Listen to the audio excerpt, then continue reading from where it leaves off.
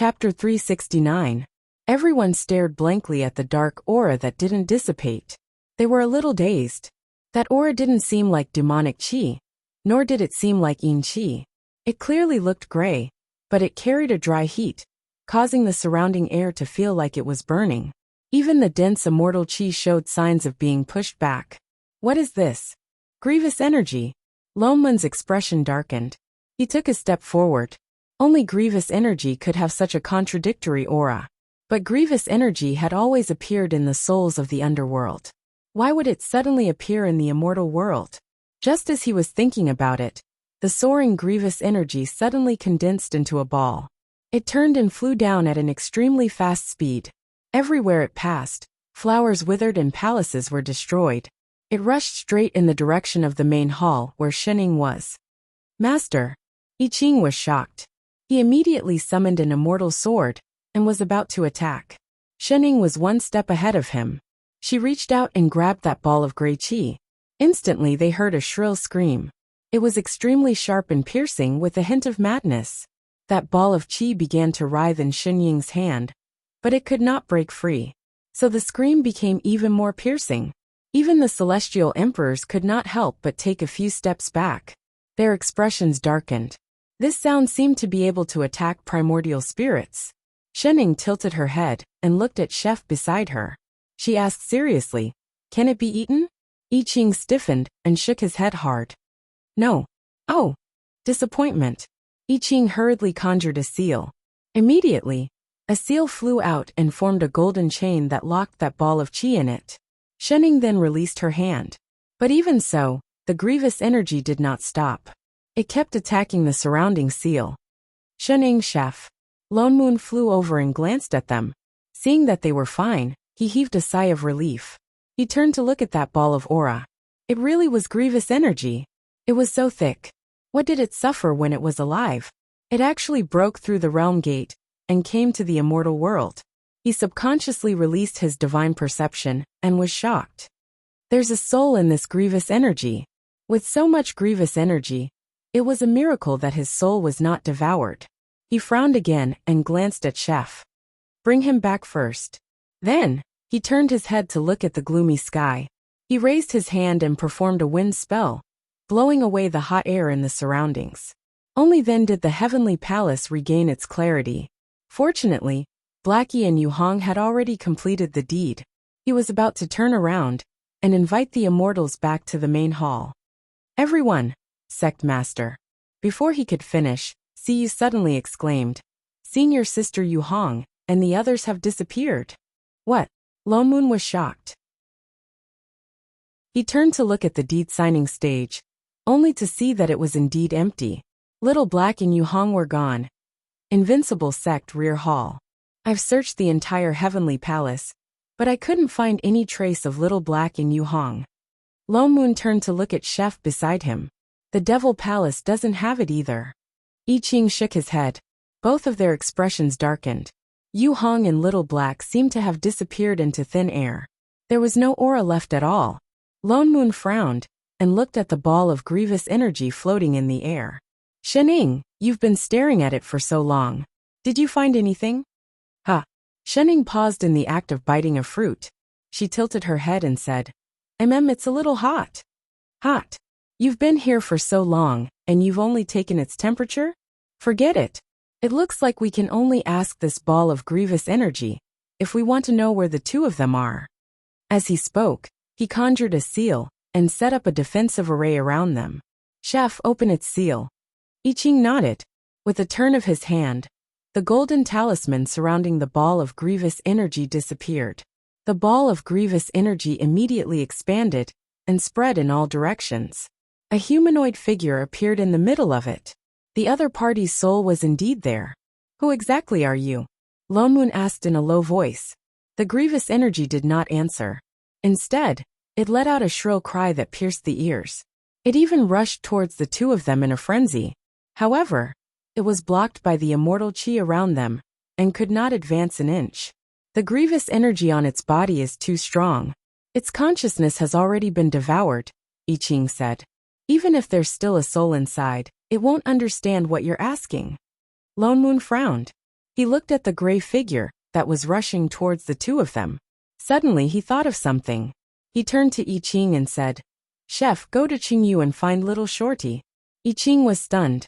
Immediately he understood what he meant. He turned and flew to the right. In a short while, he returned with little Shorty. She was Mengpa, who was in charge of the River of Forgetfulness. She knew the most about souls. "Little Shorty, do you have a way to get rid of this grievous energy and let this soul regain its consciousness?" Lone Moon pointed at the ball of grievous energy. "Yes, I do." Little Shorty nodded.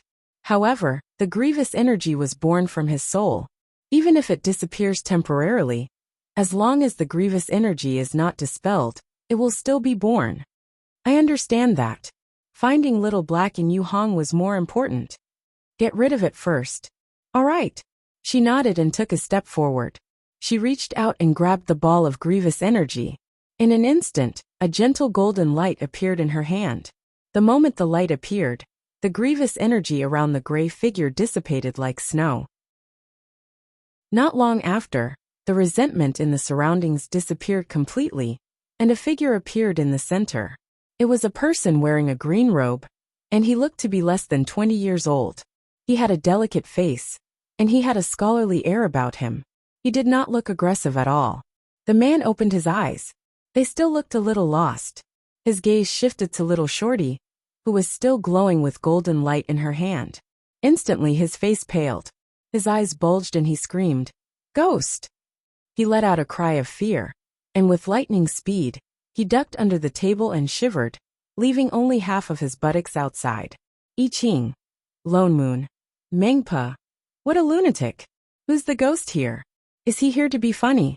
Even Shening, who was munching on her fruit, was knocked by the ghost that had suddenly crawled under her table. The fruit in her hand fell to the ground with a grunt. She frowned and bent down to pick up the ball from under the table. She tossed it onto the table and picked up the fruit on the ground. "Huh." The male ghost paused. He looked at the person in front of him, who was wiping the fruit off her body, and was about to take a bite. "Miss." Only then did he realize that ghosts did not need to eat. "So, you're not a ghost?" "Of course we're not." Lone Moon frowned. He snatched the fruit from Shen Ying's hand and glared at her. "Change another one."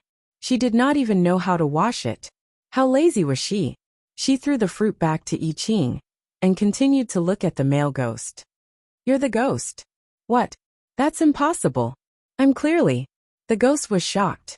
He subconsciously looked down at his own body. In the next moment, he let out an even louder scream. Ah! He seemed to have received a huge shock. His eyes rolled back, and his body swayed a few times. He looked like he was going to faint the next moment. He was a soul after all. There was no way he could faint. He could only scream as he floated around the rear hall like a spinning top. Fine, he's still a coward. Chapter 370. 5 minutes later. Am I dead? The ghost finally stopped screaming. He lay on the ground with a defeated look, accepting the fact that he was a ghost. "Tell me, who exactly are you?" Lone Moon stepped forward and scanned him from head to toe. "Why did you come to the immortal realm? And where did little black in Yu Hong go?" "What?" The man's eyes widened. He was even more shocked than Lone Moon. This is the immortal realm. You're immortals." He quickly looked around, as if only just realizing the immortal chi around him. His eyes widened in disbelief. "Could it be that I ascended to heaven after I died?" His eyes lit up, full of excitement and agitation. He did not look fake at all. Lone Moon frowned even deeper. He exchanged a look with I Ching. What was going on? This situation was not right. "You don't know how you came to the immortal realm?" The male ghost was stunned. He looked at them, no longer terrified. Instead, there was some respect in his eyes. "Didn't immortals bring me up? Am I going to become an immortal in the future?" The corner of Lone Moon's mouth twitched. He had a lot to think about. "Then why do you have so much resentment in your body?" "Resentment?" He looked confused, as if he did not know what Lone Moon was talking about. After a while, he cupped his fists and said, "This exalted immortal, I really do not know what you're talking about. What happened to me? Amnesia? It couldn't be." Lone Moon's expression darkened. I Ching stepped forward and asked, "Do you remember how you died?"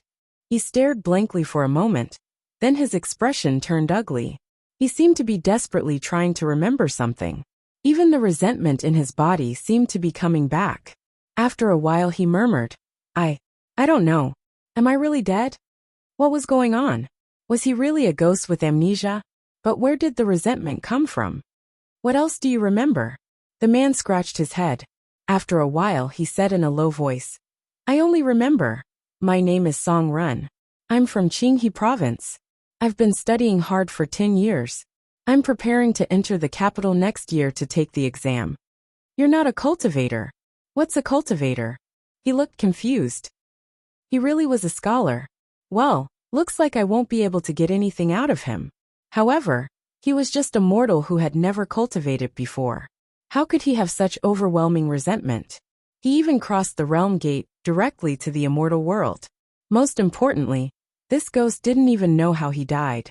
How were they supposed to find out where Yu Hong and the others were? Sect Master Elders. Just as they were thinking about this, Siyu suddenly rushed in, looking anxious. What's wrong? Asked Lone Moon. Yesterday, Elder, you asked me to guard the deed-signing platform. Today there really was an accident. She frowned, as if she didn't know how to explain. There, Elder, you'll know once you follow me there. Lone Moon and I Ching exchanged a look. Pointing at the male ghost, he said, Shorty, look after this ghost. We'll be back soon. With that said, he turned and was about to leave when he paused and added, and look after Shening. He had already lost 2 ghosts. He did not want to add another 3. Yes, Elder. Shorty's eyes lit up, and he nodded vigorously, as if he had just won a prize. Lone Moon then walked out with I Ching. Mengpa immediately moved in front of Shening, her eyes shining. She looked like she was presenting a treasure to Shening. Sect Master, I've grown something especially delicious these few days. Since Elder Chef is not around, would you like to try it? As she spoke, she turned and took out a watermelon-sized sweet potato from her storage bag. Shening, could he fire her again? The deed-signing platform was not far from the rear hall. Lone Moon and I Ching arrived in no time. The grievous chi that filled the sky earlier had now completely dissipated. All that was left in the air was a messy platform. But now there was another accident. Where the deed-signing platform used to be, immortal chi was surging. Large amounts of immortal chi were gathering there, spiraling towards the center. It looked like it was about to solidify. Immortal Ascension platform? Lone Moon paused, then immediately denied his own guess. No, that's not right. The Immortal Ascension platform only appeared when cultivators from the lower realm ascended to the upper realm. And its location was random. It could appear anywhere in the 10 continents. But it would never appear in the Heavenly Palace. The immortal chi here was too thick. It would affect the formation of the Immortal Ascension platform. He took a closer look, then turned to I Ching and said, Chef, don't you think that the direction in which the immortal chi is moving? It's the complete opposite of the Immortal Ascension platform, I Ching said. The two of them were shocked. Lone Moon immediately turned to the person behind him and said, See you. Inform the disciples in the sect not to let anyone near here. Then he turned to I Ching and said, Seal off this area. I'll go to the right. I Ching nodded and flew to the other side. The two of them conjured a seal and set up an array. Instantly, a wall of light lit up in both directions, forming a translucent circle. It directly surrounded the area where the immortal chi was gathering. After a while, the crazy gathering of immortal chi began to slow down. Lone Moon frowned. Indeed, that was the case. The Immortal Ascension platform was formed by the gathering of immortal chi. But most of the immortal chi came from the tribulation lightning of the cultivators from the lower realm. So it was actually the immortal chi of the lower realm that broke through the realm gate. But the immortal chi here was the complete opposite. Instead, it was the immortal chi of the Heavenly Palace that was surging towards the center. He and I Ching sealed off this area completely. Only then did the immortal chi stop. The two of them exchanged a look and flew in. The strange thing was that the immortal chi inside was exceptionally thin. Moreover, it seemed to be decreasing. The two of them followed the direction in which the immortal chi was flowing. Only then did they realize that in the center, there was a crack the width of a finger. The crack was not big. If one did not look closely, they would not have noticed it. But the immortal chi in the surroundings was surging towards it. The realm gate. Lone Moon was shocked. This crack was obviously connected to the lower realm. That coward broke through the realm gate using grievous chi. But the realm gate should have closed immediately after he came up. Why was this one still here? It seemed like the immortal chi was gathering here. It probably flowed into the lower realm. He used his divine perception to scan the area.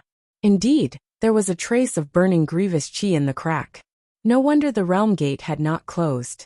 Luckily, he and Chef had sealed it. Otherwise, all the immortal chi in the heavenly palace would have been sucked in. It seemed like little Black and Yu Hong had fallen into the lower realm. Chef, can you sense which small world this crack leads to? I Ching sensed it and shook his head. No. Too much immortal chi went in just now. This realm gate is already unstable. I can't be sure at all. Lone Moon's expression darkened. He waved his hand and conjured a seal, dispersing the grievous chi in the crack. Indeed, in the next moment, the small realm gate closed automatically. Let's go. Let's go back and find Shining. They could not tell. But how could they not find out about the cheat?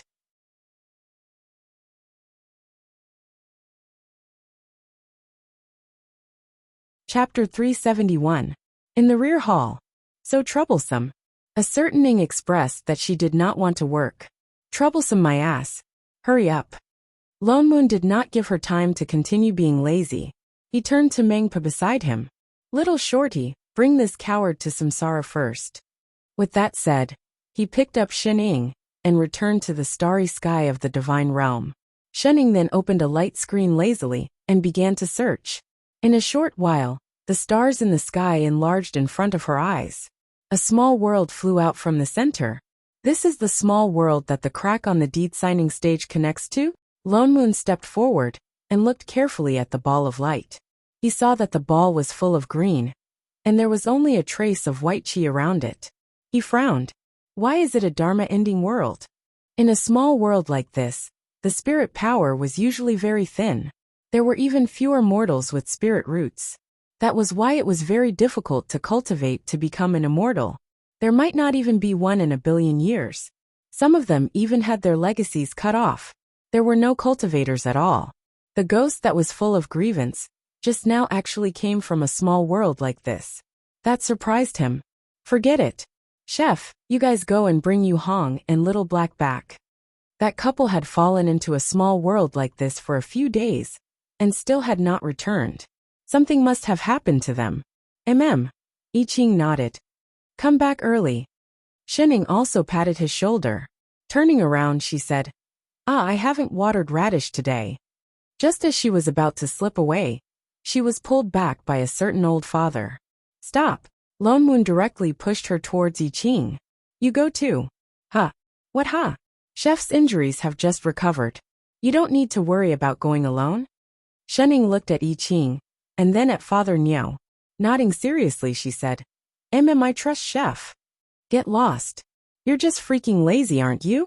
Father Niao, can I not go? So troublesome. The dual cultivation ceremony just ended. The sect's matters are piling up. Yu Hong is not in the sect now. He turned his head and glanced at her. Why don't you stay and help her deliver the immortal artifacts to the Qingzhe continent? Or go to the Cloud Sea continent to look for spirit beasts? Or go to the various countries in the Bo Sea to set up arrays? Shining stiffened. She turned around and grabbed Chef's hand. Little Red and Little Black are too worrisome. There are so many kidnappers nowadays. As the sect master, I have to get them back. Let's go, Chef. With that, she pulled I Ching and prepared to turn around. Wait. Father Niao, don't stop me. I am a sect leader with principles. For all. Do you have any shame? The corner of Lone Moon's mouth twitched. He threw a bag over. I'm not trying to stop you. Take the spirit stones with you. Don't say I'm not paying for your travel expenses. Spirit stones. Omega, find him and come back quickly. Don't delay. Yes, Father Niao, no problem, Father Niao. What should he do if he became even more worried? Was it too late to take back the spirit stones? In the blink of an eye, the master and disciple arrived at that small world. Just as Lone Moon said, the spirit chi in this small world was indeed thin. The aura in the air was mixed and full of secular chi. Even I Ching was not used to it. He frowned. They looked around. In order not to cause any unnecessary trouble, they appeared in a dense forest. Master, please wait for a moment. I'll look for Yu Hong and the rest's aura. I Ching handed a fruit to Shening out of habit. Then, he conjured a seal with both hands and cast a detection spell. A burst of immortal chi exploded from his body and swept across the entire small world. In less than half a fruit's time, he opened his eyes. He frowned and turned to look at Shening. Master, I sense the aura of demonic chi thousands of miles to the north of here. I think it should be Little Black. Shening narrowed her eyes. Where is the north? Chef pointed to the right. This way. Just as he was about to fly on his sword, Shening suddenly turned to the left. Then let's go this way. I Ching was stunned. Aren't we going to bring them back? Chef. Shening turned and patted his shoulder. Do you think they'll be all right? I Ching was stunned. Although he did not understand why she asked that, he still answered honestly. With Yu Hong and Little Black's cultivation, they'll be fine if they just fall into the lower realm. Then why do you think they didn't go back? I Ching was stunned. They're on their honeymoon. It's not good for us to go now. They had to wait for at least a month. They had to use up all their spirit stones before going. What is honeymoon? I Ching still did not understand. Honeymoon is.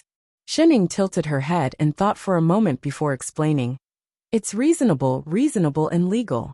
It means dual cultivation day and night. I Ching was stunned. Suddenly he seemed to understand something. His face turned red, and he looked like he was about to emit smoke. Dual cultivation, day and night. See, he subconsciously glanced at Shening. Something exploded in his mind. His nose felt hot, and something was about to drip down. Do you understand? Understand or not? Let's go. We'll go south. Shening pulled him up and walked. Master, this is north. A while later. That's right, Chef. Did you sense any small animals in the forest? I Ching pressed his nose and answered.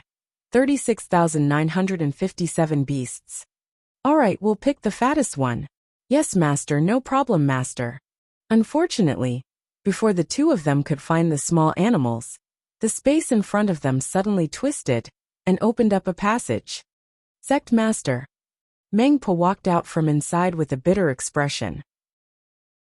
Behind her was a thin string that was formed by sorcery. It pulled out a ball of gray air like a ball of yarn. This is Songren. I Ching looked at the ball of resentment in surprise. How did it get surrounded by resentment so quickly? Didn't Father Neo ask you to bring him to reincarnate? Meng Po's face fell even more. Her eyes were full of guilt. She bowed to Shening and said, I did not do my job well. I don't know why, but once this ghost entered the underworld, the resentment in his body could not be removed no matter what. Instead, it kept increasing. As she spoke, she reached out to remove the resentment as if demonstrating. If the resentment is not removed, he cannot enter samsara. I helped him remove it a few times before, but I don't know why. Even when we changed places, I could not remove it. Before she could finish speaking, the ball of resentment dissipated in the next moment. He turned back into that timid scholar. This is... He opened his eyes in confusion. When he saw Meng Po holding the string, his face paled and a trace of fear flashed across his eyes. A moment later, he seemed to recall something and patted his chest. It was a few immortals. Oh yes, didn't the immortals want to send me to samsara? Could this be the underworld? That's strange. What exactly are you? Meng Po was also confused. She circled around the timid scholar. I clearly could not remove his resentment just now. Why did it work again when I pulled him back to Sect Master? There was actually a soul that could not enter the river of forgetfulness? I Ching frowned. He released his divine perception and scanned the ghost. Apart from being affected by the resentment, his soul body was weaker than before. He did not find anything strange about the other party. Master, he can't be an invader, right? No. Shen Ying's eyes narrowed. She glanced at the clearly dazed timid scholar before turning to Meng Po. Little shorty, apart from you, what other way is there to remove the resentment?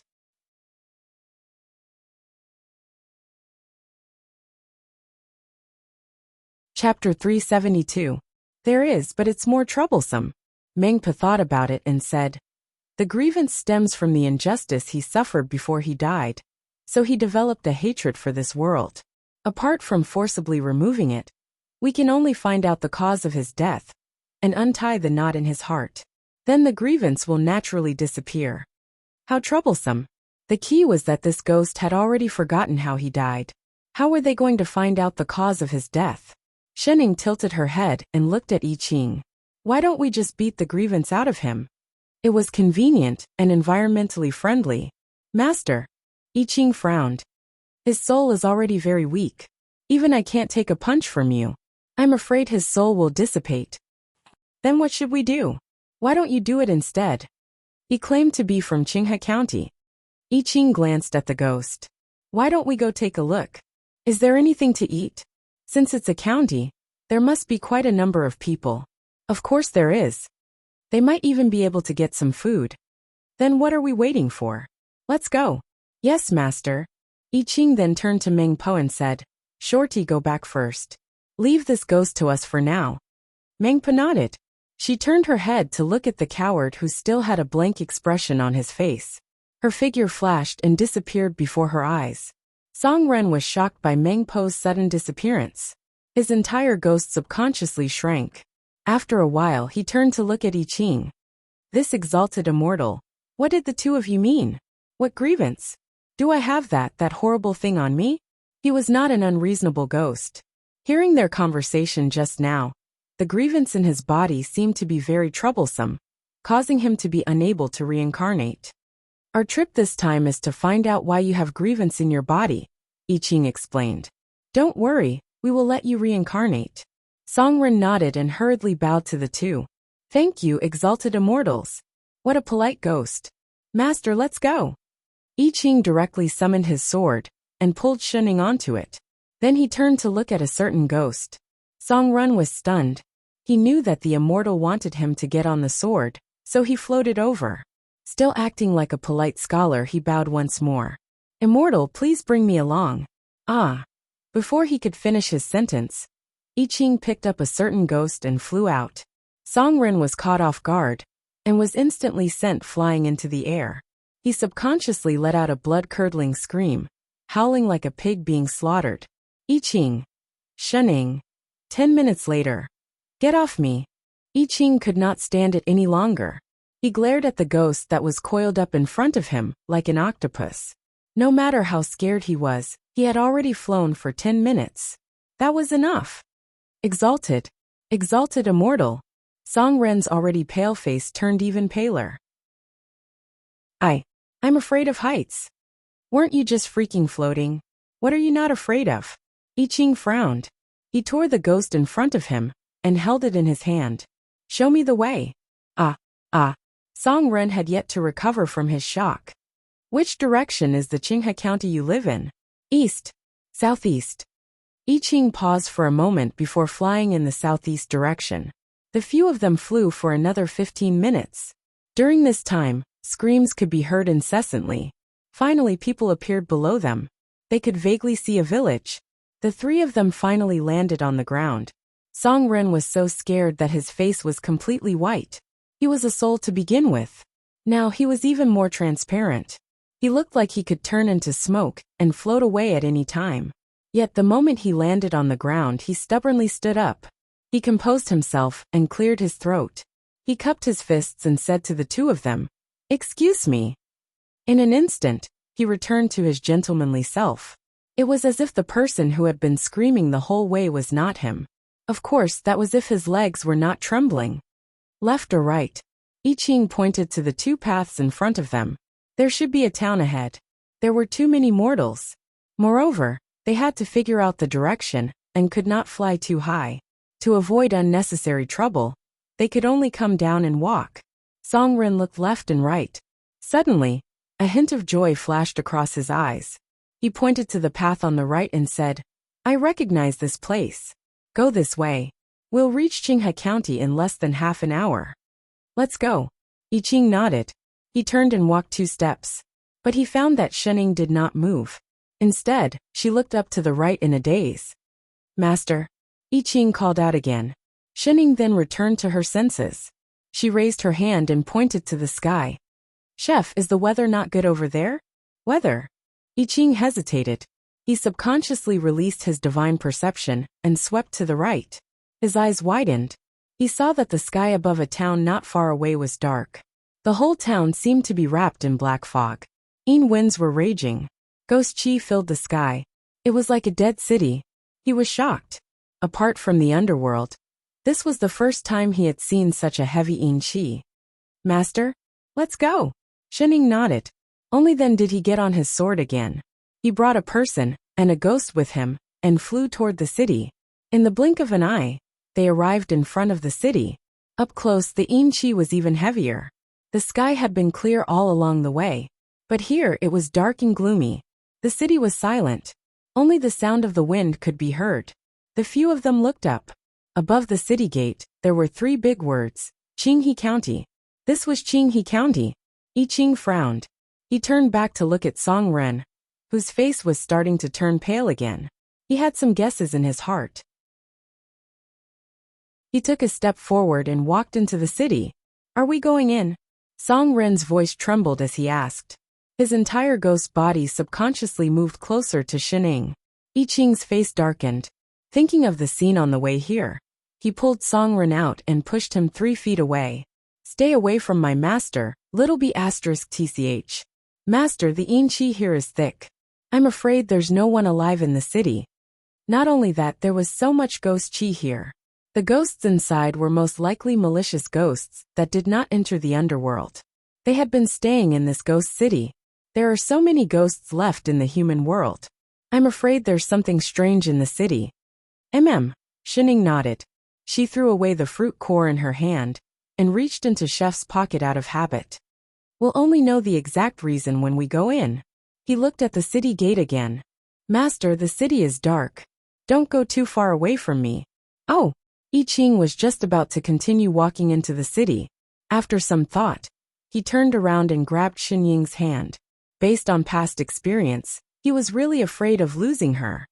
Exalted immortal. Song Ren's face turned completely white.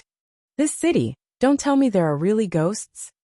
Did he forget what he was? You can stay here. I Ching instructed before turning around and walking into the city.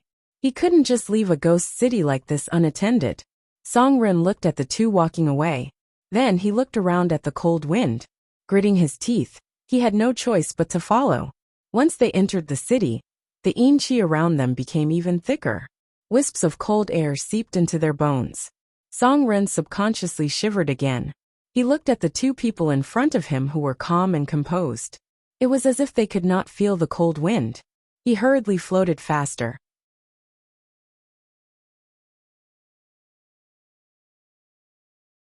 Chapter 373. The city seemed to have gotten even darker. They could only hear the sound of the cold wind blowing. It was eerily quiet. The 2 sides of the dark street looked as if something would rush out at any time.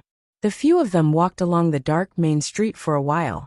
Suddenly, they heard a strange sound. It sounded like something was dripping. Drip, drip, drip, one sound after another. What's that sound? Song Ren was shocked. He was so nervous that even his voice went up a few octaves. It sounds like water. Just as he finished speaking, a black shadow suddenly flew past them. Ah! Song Ren exclaimed. Trembling, he pointed in front of him and said, Someone's gone over. Only then did the 2 of them stop and look at the endless street in front of them. All they saw was a bloody light. Less than 10 meters in front of them, there was suddenly a liquid pouring down. The bright red color was particularly dazzling. Blood, blood, blood. Song Ren's legs turned to jelly, and he fell to the ground. The blood seemed to be flowing endlessly. It formed a wave and surged toward them. Everywhere it passed, there was a glaring red color, as if it was going to dye the entire street red. The scene was especially eerie and bloody. Coupled with the whistling cold wind, it was like a scene from a horror movie. If there were less than 10 evil ghosts in the air, holding buckets of blood and pouring it out. What's more, they were doing it in a row, relaying the force. They could even faintly hear a few words of ghost language. Hurry, hurry, it's about to dry up. Where's the bucket? Didn't you ask you to bring a bigger bucket? The Ripper ghost took the big bucket to wash the intestines. This is all we have. Hurry, hurry, hurry, pour it out. Use the blood to drown them. Hurry up. Even if we can't drown them, we can scare them to death. And so another wave of blood poured down. But the street was really too wide, and they were a distance away from it. Although the blood was pouring quickly, it stopped before it reached their feet. Shening. I Ching. He suddenly felt a little tired for them. It's about time. Where's the headless ghost? It's your turn. I'm coming, I'm coming. An evil spirit with a green face and sharp fangs floated out from the pile of ghosts. It rubbed its horrifying ghostly face, opened its mouth to reveal a mouthful of bloody teeth, and directly reached out to take its head off. After thinking for a while, he felt that it wasn't scary enough, so he put his head back on. But this time, he tore a hole in his neck. There was only a layer of bloody skin on his head, which seemed to be falling off. The bull-sized wound on his neck was still spurting blood. Only then did it clear its throat, reveal its physical form, and float towards the two of them. A gloomy voice sounded in the air. Give me your life, the master and disciple duo. However, the ghost floated closer and closer. 2 streams of blood flowed from its broken head. It looked like it was about to pounce on Shening. I Ching sighed, and was about to form a seal with one hand to capture this group of ghosts. Ghost! Suddenly Song Run, who was at the side, let out a scream.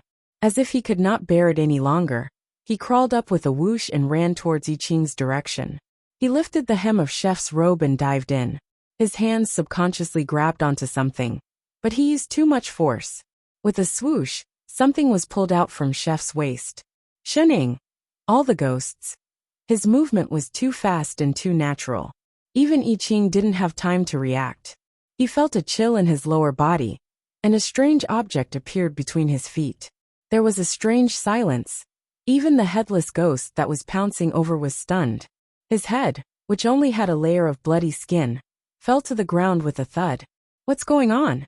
In the next moment, an aura even colder than the yin qi in the city exploded from Chef's body. The temperature in the city dropped, as if winter had arrived. The entire street was covered in ice. Overwhelming sword chi swept across the entire ghost city in an instant. I Ching kicked a ghost that was lying on his pants out.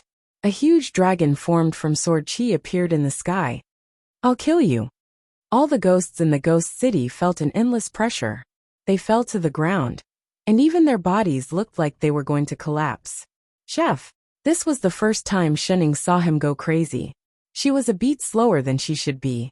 She grabbed him and said, calm down, calm down. Master, don't stop me. For the first time in his life, I Ching wanted to shake off Shenying's hand. Let me kill him. I have to kill him. I definitely have to kill him. Now. Now. Put on your pants first, Shening reminded him. I Ching froze. Then, as if remembering something, he hurriedly bent down and pulled up his pants. With the fastest speed he had ever done in his life, he drew an isolation array around him and fastened his pants again. He even forcefully tied a few dead knots on them. Shening waited for a full 10 minutes before I Ching removed the array and appeared in front of her. His face seemed to be covered with a layer of ice, as if snowflakes were going to fall the next moment. But when he looked at Shening, his ears were so red that they looked like they were going to drip blood. Master! He could not help but sound like he was being wronged. Cough, don't worry. Shening coughed and patted his shoulder comfortingly. The sky was too dark. I really did not see your white underwear. Really? I Ching.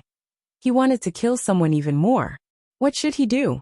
Perhaps because of Chef's sword chi. The yin qi in the ghost city had almost been blown away. Sunlight shone into the city. The yang qi was strong.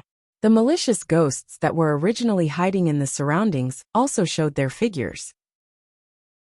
Chef, who was finally held back by Shening, and had not beaten Song Ren to death, glanced at the densely packed ghosts in front of him. His guess was right. This city was full of malicious ghosts, and each one was worse than the other. Those that were missing an arm or a leg were still fine. Some of them were directly lying on the ground like a pile of mud. It was obvious how badly they died. Why do you stay in the human world? I Ching looked at the ghosts coldly. Why do you still gather in this city to harm people? Don't you want to reincarnate? The ghosts looked at each other. Thinking of the terrifying aura from before, they all trembled. A moment later, the headless ghost that wanted to scare them stood up weakly. This immortal, exalted immortal, it's not that we don't want to reincarnate, but we can't go at all. That's right, that's right. Exalted immortal. The other ghosts all nodded. We also want to go to the underworld to reincarnate, but after we died, we have been trapped here and can't get out.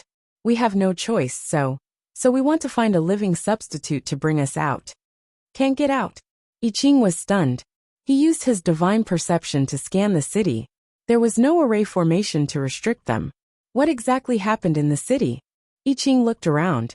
There were so many ghosts, and they looked like they had died not long ago. How did you die? A look of confusion flashed across the faces of the ghosts. A moment later, they all shook their heads. We don't know either. When we woke up, we were already ghosts. Chapter 374. I Ching scanned the group of ghosts, and was even more shocked. Did these ghosts lose their memories collectively? Or did the person who attacked them move so quickly that they did not even have time to react before they died? He asked in detail, and realized that not only did they forget how they died, but they also forgot everything that happened when they were alive. They could not even remember their names, so they could only call each other Headless Ghost, Disemboweler Ghost, etc. I Ching's frown deepened. Looking at the number of ghosts, it was obvious that the city had been massacred. The strange thing was that he did not sense any array formation in the city. They did not encounter any obstacles along the way. Why were they trapped here? He looked up at the city gate. There are no restraints on you. Why can't you get out? That's because. Thinking that I Ching did not believe him, the headless ghost panicked, but he did not know how to explain. As if thinking of something, he said, Exalted immortal, you'll understand once you see it. The ghosts all nodded in agreement. As they spoke, a large group of ghosts swarmed towards the city gates like 100 ghosts walking in the night. Just as they were about to float out of the city, a ghostly shadow flashed. The originally large group of ghosts was reduced by more than half, and they disappeared. The next moment, they appeared in the middle of the main street again. There was no exception. Exalted immortal, this is it, the ghost said bitterly. It's not that we don't want to leave, but no matter how we float, we will eventually return to this place. That's right, we can't get out at all. Exalted immortal, we want to reincarnate too. Exalted immortal, your dermic powers are strong. Please save us. I Ching was shocked. This was a transportation array. No, there was no spirit chi at the city gate just now, nor was there any aura of an array formation. Master. He turned to look at Shening, who was beside him. Shening took a bite of her fruit and answered, Some kind of enclosed space? Enclosed space? I Ching paused, then suddenly thought of something. Master, you mean that this place is like a mystic realm, isolated from the outside world? Something like that. It was no wonder that the ghosts could not get out. To them, this city was completely isolated from this small world. It was a world of its own, and the city gate was the border. Unless they had the ability to break out of this world, they would only be sent back. And according to what they said, it seemed that it only worked on ghosts. Wait a minute. A thought suddenly struck him. He turned to look at a certain ghost who was hiding far away, hugging a pillar and shivering. The corner of his mouth twitched, and in an instant, a thick layer of coldness covered him. Go out and try. He pointed at the city gate not far away. Ah! Song Run, who was suddenly called out, was stunned. He saw those evil spirits, each more frightening than the last, looking at him in unison. His entire soul body was like a wave, shaking wave after wave. What? He obviously didn't react in time. I Ching directly pinched a spell, and with a ding sound, a spirit sword instantly fell in front of Song Run. It sank 3 inches into the ground, and the edge of the sword was suffused with cold air. Startled, Song Run moved away from the pillar out of reflex, dodging the spirit sword. I Ching, however, did not stop. One by one, the swords formed from spirit chi flew towards him, as if they were lining up. Ah! With a blood-curdling scream, he turned around and frantically floated in the direction of the city gate. He was forced to rush out of the city gate by the spirit sword. "I'll poke you to death, you little bitch. For all. Hashtag he went out." Everyone's eyes widened in disbelief. Indeed, I Ching's hand turned the spell and chased after Song Ren's spirit sword, changing its direction and landing in front of him. A certain coward outside the city used the same method to rush all the way back, and then stopped. The boundary of this city had no effect on Song Ren. No wonder he could rush to the immortal realm. Song Ren was already so frightened that his soul body curled up like cotton candy. Like a ball, he rolled back to the two of them. When he looked up, he saw the group of evil spirits whose faces had changed beyond recognition, and he trembled again. Subconsciously, he floated towards a certain master and disciple. This time, he didn't dare to look for I Ching, and could only stretch out his claws to pull Shening. But before he could reach, I Ching seemed to have sensed it in advance, and with a gaze 10 times colder than before, he instantly stared at him. "Little bitch, what else do you want?" F***CK. I Ching directly took a step to the side, inserted himself between the man and the ghost, and picked Song Ren up. At the same time, he conjured a spell to make his soul body more solid. Then he looked at the ghosts and said, "Do any of you recognize him? He used to be from this city." The ghosts were stunned, and carefully looked at Song Ren, who was so frightened that his face was beginning to turn green. After a while they all shook their heads. "Never seen him. We might have known him when he was alive, but we don't remember." "Exalted immortal, did he also die in this city? It doesn't look like it at all." "That's right, he's much worse than us. He's not even as scary as the hanged ghost." "That's right. One look and you can tell that he's the kind of ghost that doesn't do proper work." I Ching's expression darkened. It seemed like he wouldn't be able to get any more information out of them. Originally, he wanted to ask about the cause of Song Ren's death and investigate why he had so much resentment. He didn't expect that not only did the entire Qinghe County turn into ghosts, but they also lost their memories. "Master, how do you think we should deal with these ghosts?" I Ching looked at Shening hesitantly. Shening, who was reaching for a fruit, paused and tilted her head. "What do you think? This place is too strange." His expression darkened. "We can't keep so many ghosts here forever. I want to put them directly into the river of forgetfulness and send them to the underworld to be reincarnated." Shorty was not here, so they could only send them to the underworld through the river of forgetfulness. "All right." Shening, who did not take any fruit from Chef's storage bag, only some pastries, nodded without any objections. She wasn't listening anyway. Chef then turned to look at the ghosts. He conjured a seal with both hands. Instantly, a huge array appeared under his feet and spread across the entire ghost city.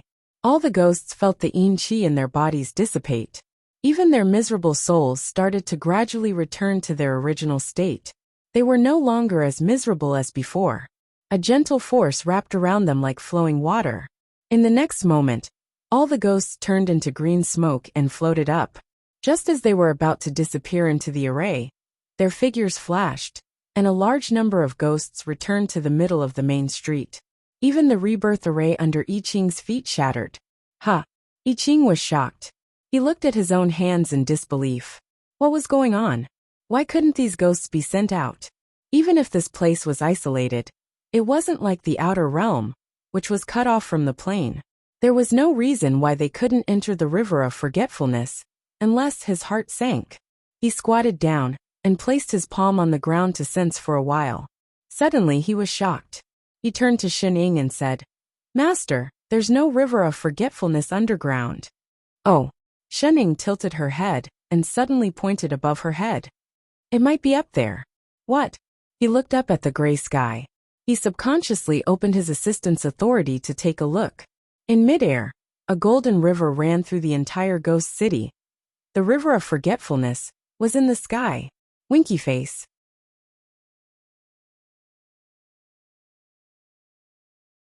Chapter 375. What's going on? He tilted his head and looked at the golden color above his head. He saw that after the river of forgetfulness crossed the entire ghost city, it landed at the city gate and returned to normal. Only the section in the city looked like two waterfalls floating in the sky. I Ching had some guesses in his heart. He immediately understood why the ghosts in the city could not get out.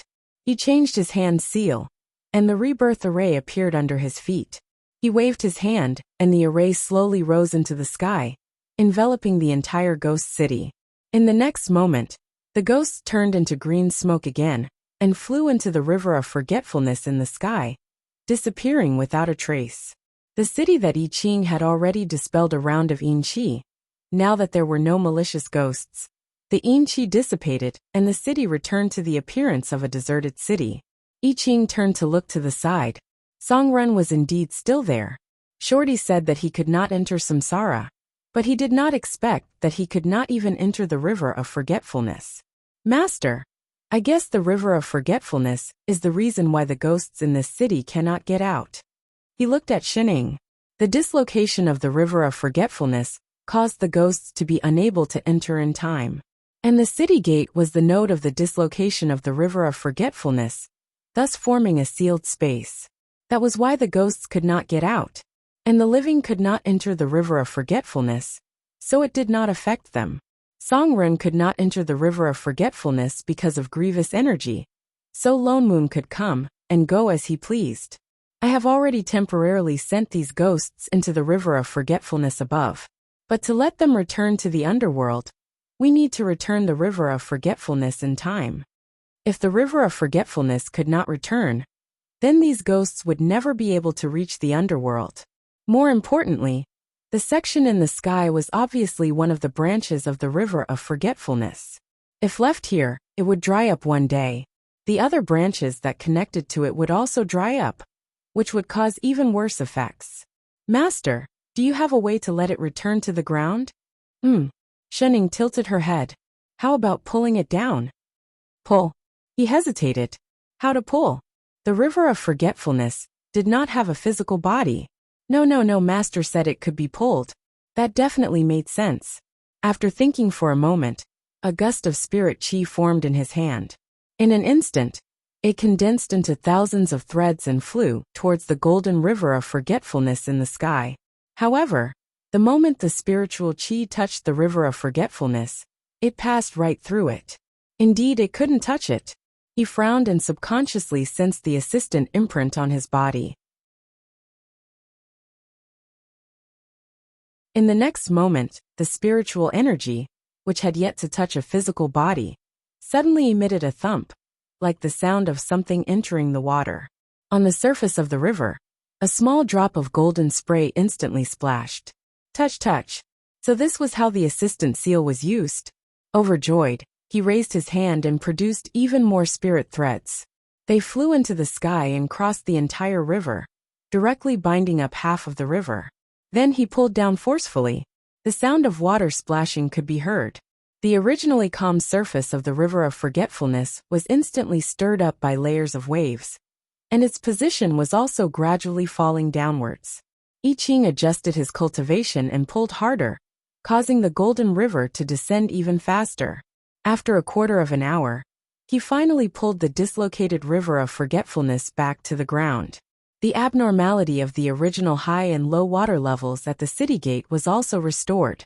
The river of forgetfulness in the city began to flow again, and the surface of the river began to shine with a faint golden light. Master, the method you mentioned is indeed useful.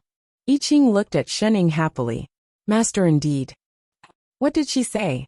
From now on, there would no longer be ghosts trapped in the city.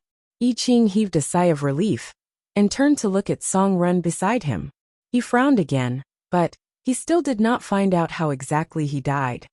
Master, why don't we go to the nearby town and ask what exactly happened in this city? The dislocation of the river of forgetfulness could at most trap ghosts, but the cause of death of this person in the city was unknown. Perhaps they could find out why Songrun carried grievous energy. Oh, Shening nodded. I Ching was about to fly on his sword when he felt an unfamiliar aura approaching. Someone was coming. He stopped moving. No matter who it was, they were definitely familiar with this ghost city. He decided to stop moving and wait for that person to appear. Indeed, in a short while, a man in a green robe appeared at the city gate, but he did not fly over on his sword. Instead, he seemed to have used a spell that shrank the ground into inches and rushed over. The person first stopped in front of the city gate and looked around in surprise. The ghost Chi in this city has actually completely disappeared. The person's face was full of disbelief. Only then did he notice I Ching in the city. Suddenly, he thought of something and his eyes brightened. He made a strange gesture towards him, as if it was some kind of etiquette. Then he opened his mouth and said, "Did fellow Taoist purify this evil ghost just now?" Purify? For some reason, he did not like this word. He only sent it into the river of forgetfulness for samsara. I Ching frowned but still nodded. The person became even more delighted. Fellow Taoist is so kind. He smiled brightly and seemed to heave a sigh of relief. This ghost city has been causing trouble everywhere for many years. Even the mystic sect could not do anything about it. I did not expect that it would be resolved by fellow Taoist today. He seemed to have thought of something and continued. I am Tang Han, from the Tang family of Qing City. Fellow Taoists' Tao skills are so profound. I wonder which family are you from, and how should I address you? I Ching. He was stunned. He had never heard of such a surname among the mystic cultivator families. Just as he was puzzled, the person stepped aside and continued. My master, Shining. Tang Han was stunned. He did not notice just now. Only now did he realize that there was actually a woman standing beside him. Surname Shun. His eyes brightened instantly. Could the two of you be from the Shen family of Luoyang? No wonder. Although the Shen family was not a big mystic cultivator family, it was also a well-known family for 100 years. When did the Shen family have such an amazing mystic cultivator? He could actually resolve the evil ghost that even the mystic sect could not do anything about. No. I Ching shook his head directly. What Shen family of Luoyang? Tang family of Qing City? Could it be that the cultivators of this small world were all from big families? No. Tang Han, who had guessed wrongly time and time again, was stunned. Then which family are the two of you from? They couldn't be independent cultivators, could they? The master and disciple exchanged a look, and then replied in unison. Niu family. To Tang Han. Huh? Which family was the Niu family? Never heard of it. Could it be a hidden big family? Fellow Taoist Tang, do you know what exactly happened in this city?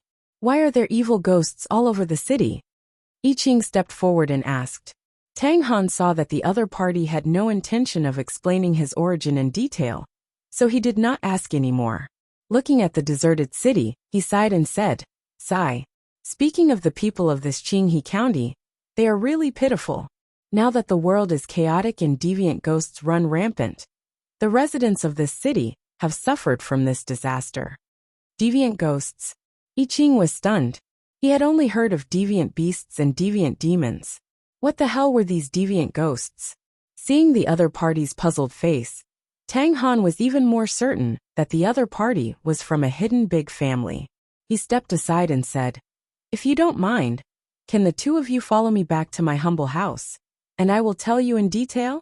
I Ching looked at Shening beside him. Seeing that she did not object, he cupped his fists and said, Thank you. Please. Chapter 376.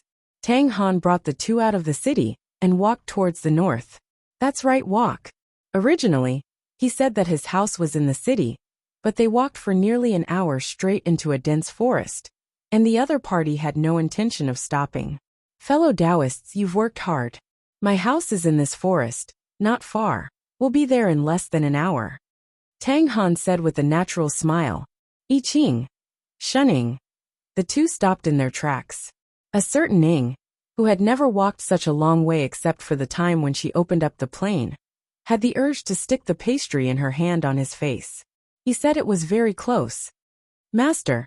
Seeming to read her thoughts, I Ching suddenly stepped forward and squatted down in front of her. Disciple will carry you. Oh. Shening then kept the pastries in her hands and leaned on Chef's back in a natural manner.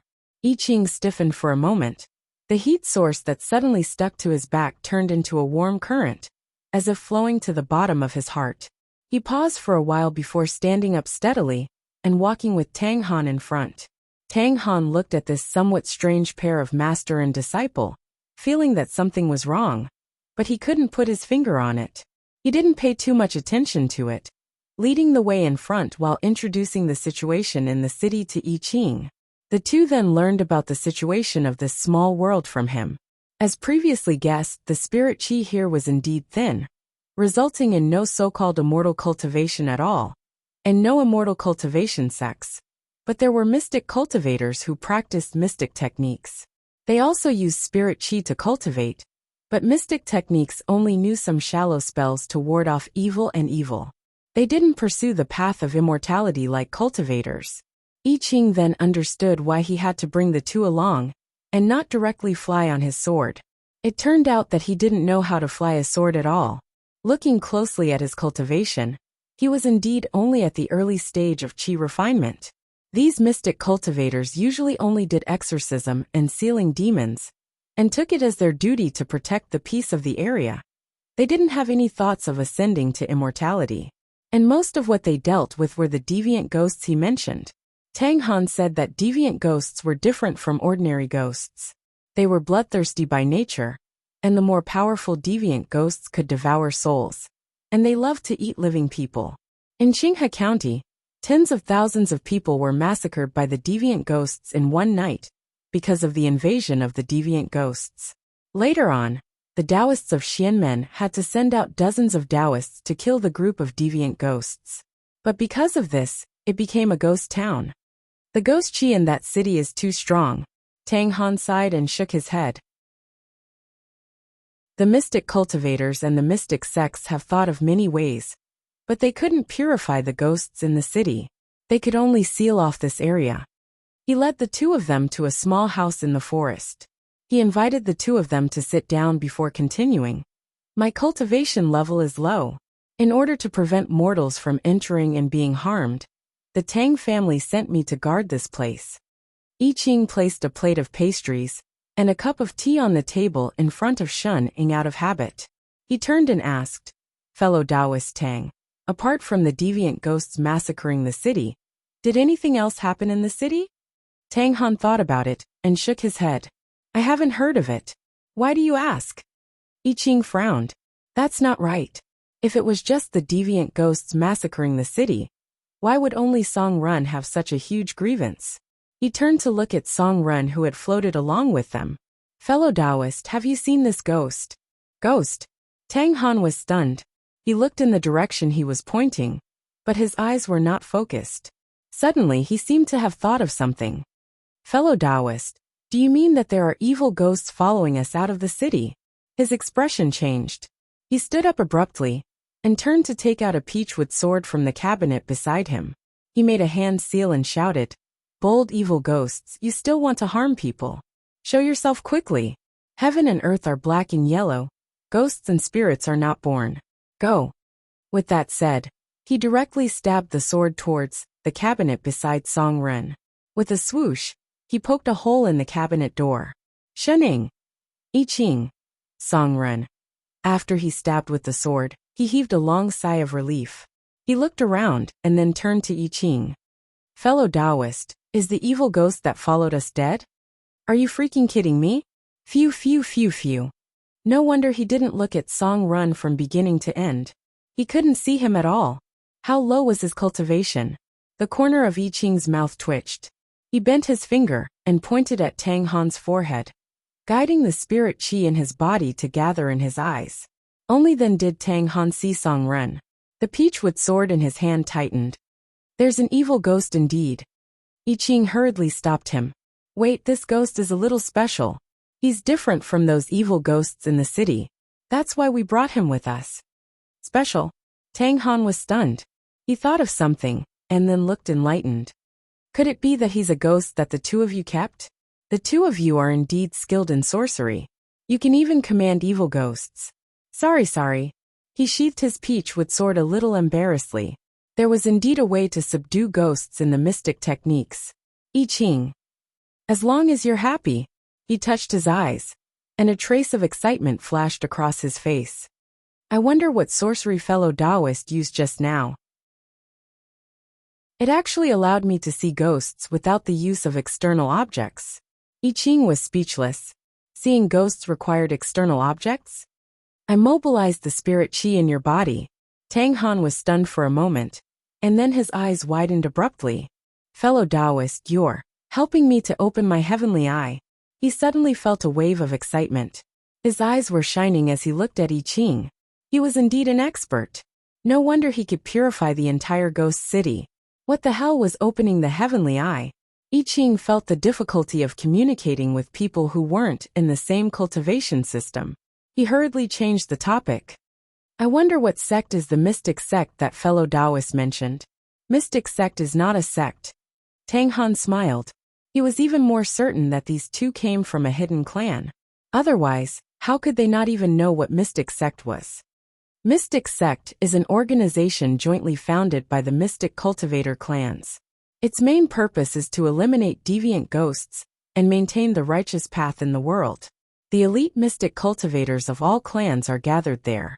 They're all mystic technique masters above the 3rd grade. So it was a place like the immortal alliance of various sections. Tang Han's face was full of yearning.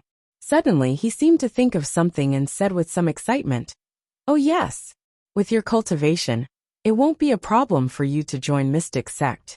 He just didn't know what grade mystic technique master they were. Where is mystic sect? I Ching continued. It's in Longxing City. Tang Han glanced at the two. The two of you have solved the Qinghe County matter. It's also considered a great merit. If you really intend to join mystic sect, I can write a letter to recommend you. Something flashed in I Ching's eyes, but he didn't explain. Thank you, fellow Taoist. Don't stand on ceremony, fellow Taoist. It's a great deed for you to solve the Qinghe Ghost City. It's just a small effort on my part. It's only right. With that said, he went straight to the inner chamber, took out a brush and ink, and started writing.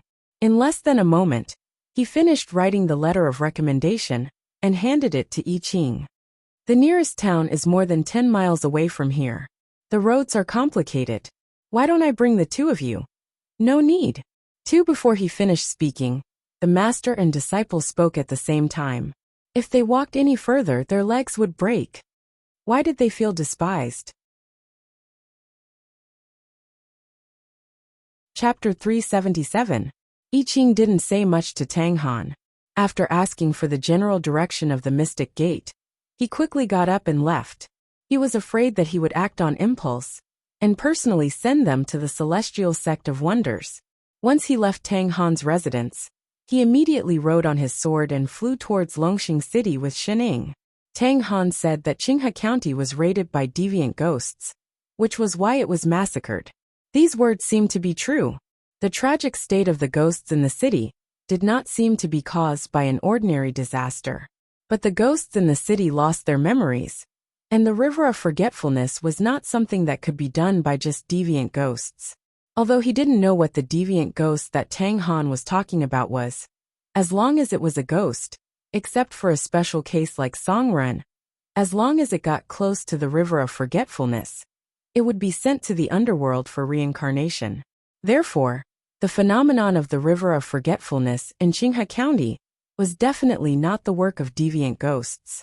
Instead, it was more likely to have something to do with the mystic gate that was used to expel deviant ghosts.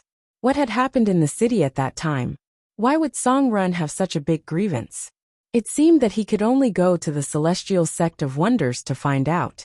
Tang Han said that Longxing City, where the Celestial Sect of Wonders was located, was tens of thousands of miles away from here. But for flying swords, it was only a quarter or two of an hour. I Ching scanned with his divine perception and saw a huge city in front of him. Compared to other places where the spirit qi was so thin that it could not be seen, the spirit qi there was obviously thicker. However, it still could not compare to the immortal cities of other small worlds. Even his aura was exceptionally chaotic, filled with the aura of mortals. I Ching hesitated for a moment, then turned and landed in a remote place outside the city. He turned around to look at a certain coward, who was afraid of heights and frowned. Exalted? Exalted immortal? Songrun trembled under his stare. and his heart turned cold for no reason. He had a feeling that ever since they left the ghost city, this immortal surnamed Yi's attitude towards him had worsened. His gaze seemed to be able to freeze him into ice at any moment. "You're a ghost, you can't just go in like this." Those so-called mystic cultivators didn't seem to be very friendly to ghosts. If Songren went in just like that, he might be beaten to death. "To avoid trouble, I'll use an immortal item to create an apparition for you. You can temporarily possess it." As he spoke, he took out a green and juicy green onion from his storage bag. "Songren, why is it a green onion? Where's the promised immortal item? Aren't you an immortal? Why would he carry things like scallions with him?" "Let's go in," I Ching said seriously as he shook the green onion that was overflowing with immortal chi. "Exalted, exalted immortal." The corner of Songren's mouth twitched. A moment later he probed. Can we change it? This was intentional, right?" "Little bitch, you sure have a lot of demands." I Ching's face darkened, he snorted coldly, but still continued to dig into his storage bag. Songren heaved a sigh of relief. The next moment, he saw I Ching take out a bunch of things from his storage bag. Garlic, chili, chives, pepper, coriander. "They're all here. Hurry up and choose one." "Shuning." Songren flips table. "This isn't choosing the illusory body, this is choosing the ingredients, right?" For all. Ngunguo, however. The other party looked as if he would freeze Songren to death with his gaze if he continued to nag. Songren, who had always been timid, had no choice but to admit defeat and float forward. He swept a glance at the ingredients on the ground. Unexpectedly, he found one with a different attribute. His eyes lit up instantly. "I choose this." He pointed to a white dandelion sandwiched between a handful of coriander. I Ching casually took it out. Nobody knew what he was thinking, but the corner of his mouth twitched. He turned to look at Songren. "Are you sure?" It was obvious that a certain radish had smuggled in. "Thank you, exalted immortal." Songren nodded vigorously. It was better than garlic and chili. Flowers have always been elegant. I think it will definitely help exalted immortal to create a good illusory body. I Ching did not speak. He gave him an indecipherable look.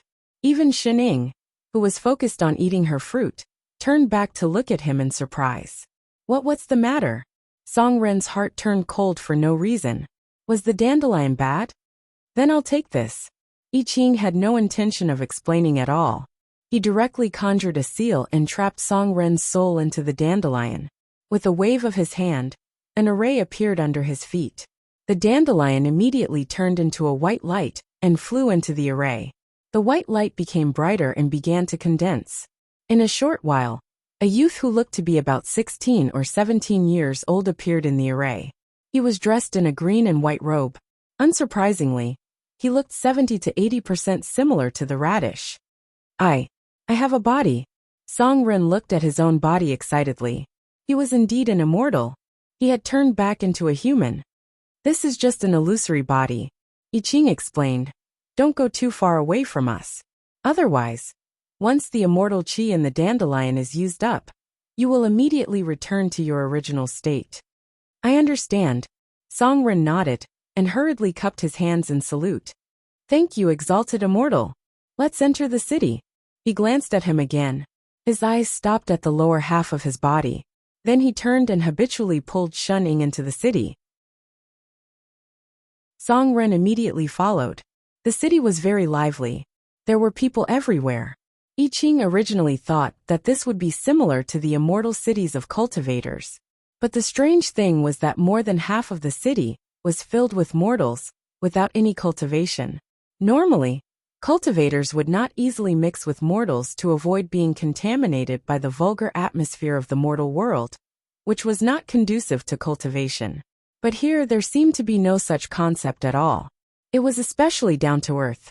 I Ching inquired about the location of the Mystic Gate. Then he brought the two of them all the way into the city. Along the way, many people beside him were carrying peach-wood swords similar to Tang Han's, or swords that were strung together with copper coins. There was a faint flow of spirit chi on them, but it was extremely weak. It was not even a level 1 Dharma artifact. It seemed that they were also mystic cultivators who wanted to join the Mystic Gate. The few of them walked through the main street. From afar, they saw a palace floating in the city. But that palace was not very big.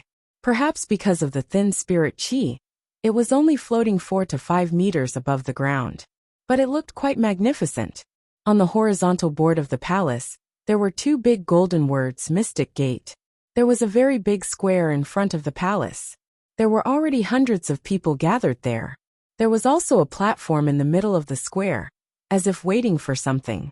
I Ching looked around and took out Tang Han's recommendation letter. He was about to go forward and give it to the person who seemed to be in charge. But suddenly, he heard a deep voice coming from the platform. "Thank you, fellow Taoists, for coming here from afar to support my mystic gate in expelling deviant ghosts." A middle-aged man in a green robe came up the platform. The square was suddenly silent. They all looked at the platform. "The situation is urgent. Please forgive me for not being able to entertain you one by one." Sect Mastering, what exactly happened? As soon as he finished speaking, someone below asked anxiously, "Why did you suddenly send out the Mystic Iron Order and urgently gather all the mystic cultivators here?" This was the first time since the establishment of the Mystic Gate. "This concerns the catastrophe of the world. I have no choice." The sect master, whose surname was Ing, stepped forward and looked at the square with a heavy expression. A few days ago, the sect received news that a large number of deviant ghosts appeared in the southwest. The Mystic Gate tried many times to stop them, but to no avail. Now the deviant ghosts have broken through Moonfall City and are coming here. They will reach Longxing City in less than 3 days. Chapter 378. As soon as he said that, there was an uproar, and anxiety appeared on everyone's faces. It was not a common occurrence for deviant ghosts to attack a city, not to mention that they were attacking Moonfall City. That was the city with the most mystic cultivators other than Longxing City. There were at least dozens of mystic cultivators, if not hundreds. So many people failed to stop them.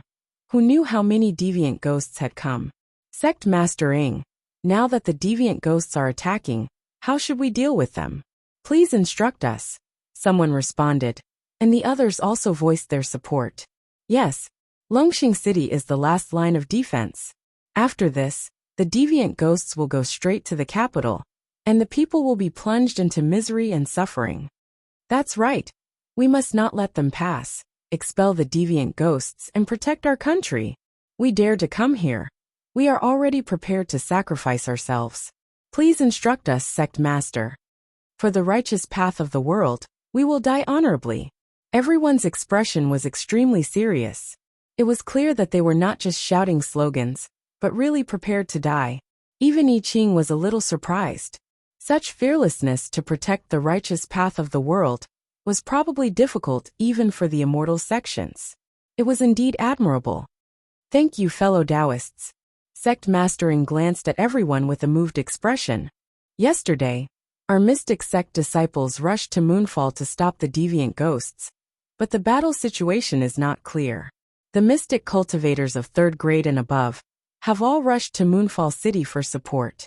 Now that Longxing City has no combat power, and Moonfall City has fallen, I hope that fellow Taoists can help us defend the city. Everyone nodded. That sect master Ing gave a few more instructions, and made some arrangements before letting everyone go forward to register, so that they could be assigned. Master. I Ching subconsciously looked at Shun Ing beside him. Now that the deviant ghosts had attacked the city, they must not be in the mood to take in disciples. As for Qinghe County, he probably would not be able to ask about it for a while.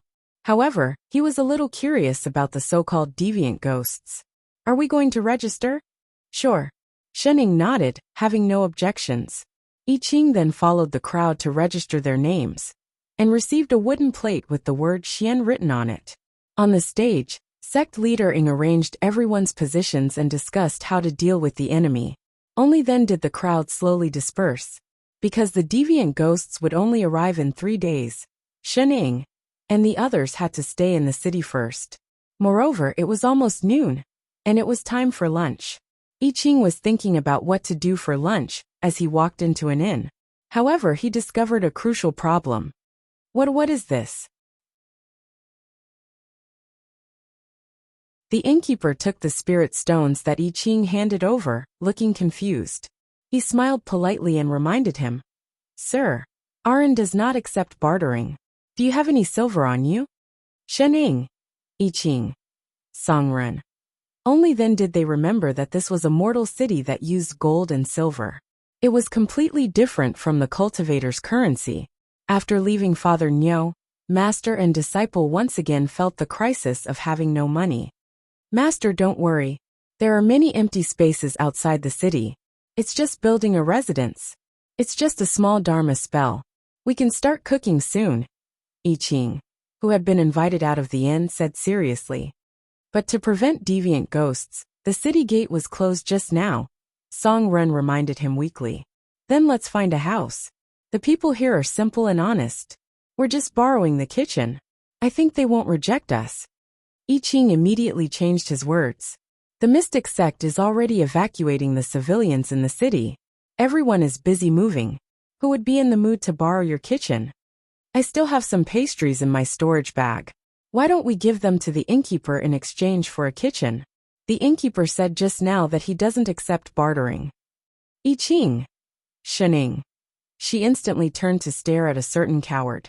Her eyes were as cold as ice. "Did you come specially to undermine me?" Song Ren trembled and immediately moved behind Shening. "You won't let the ghost speak the truth?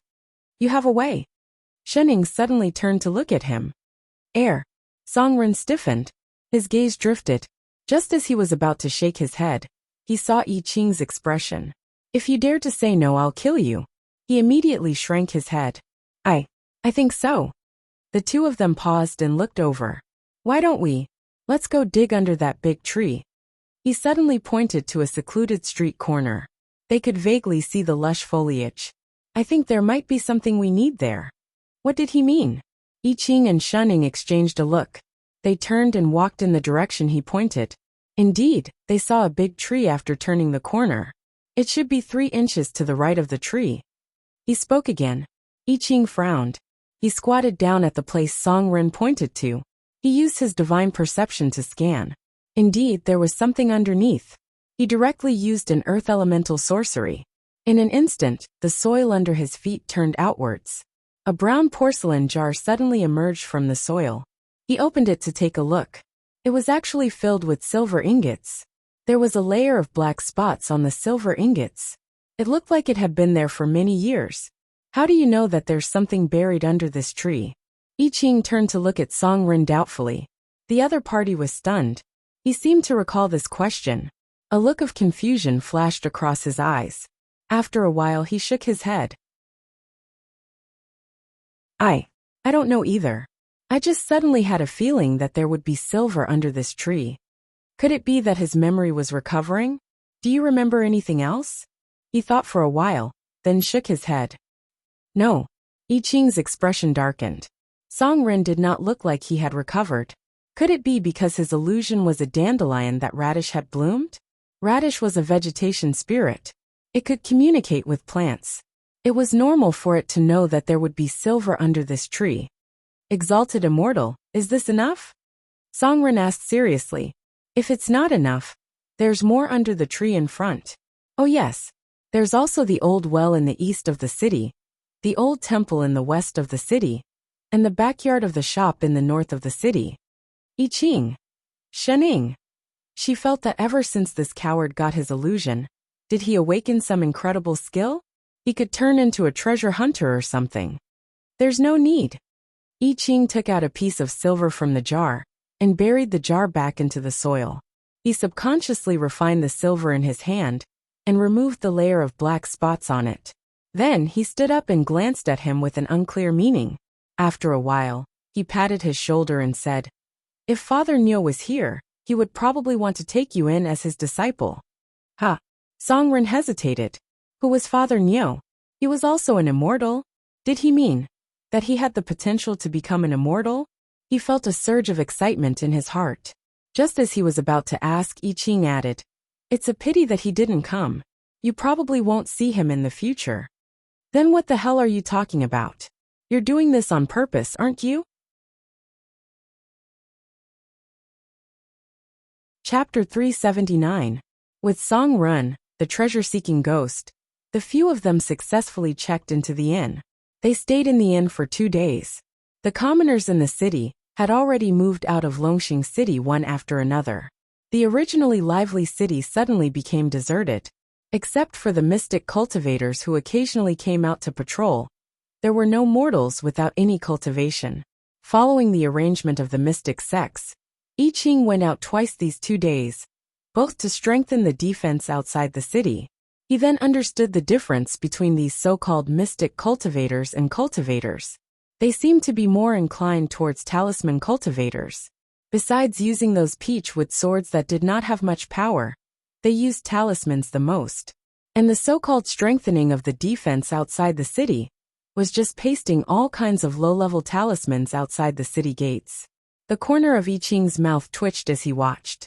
If those so-called deviant ghosts were really large enough to attack the city, these low-level talismans obviously could not even hold for a quarter of an hour. But everyone looked serious and serious.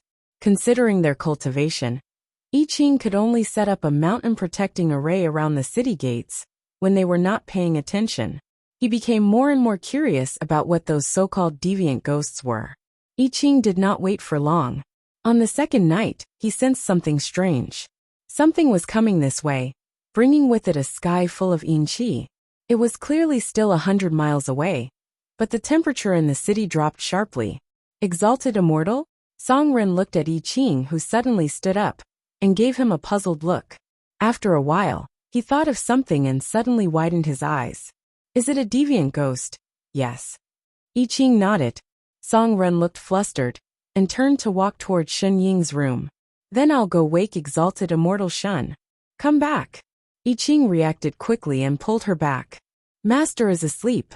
Huh? Song Ren was stunned. And then? If we wake her up now, Longxing City will really not be able to defend. What did he mean?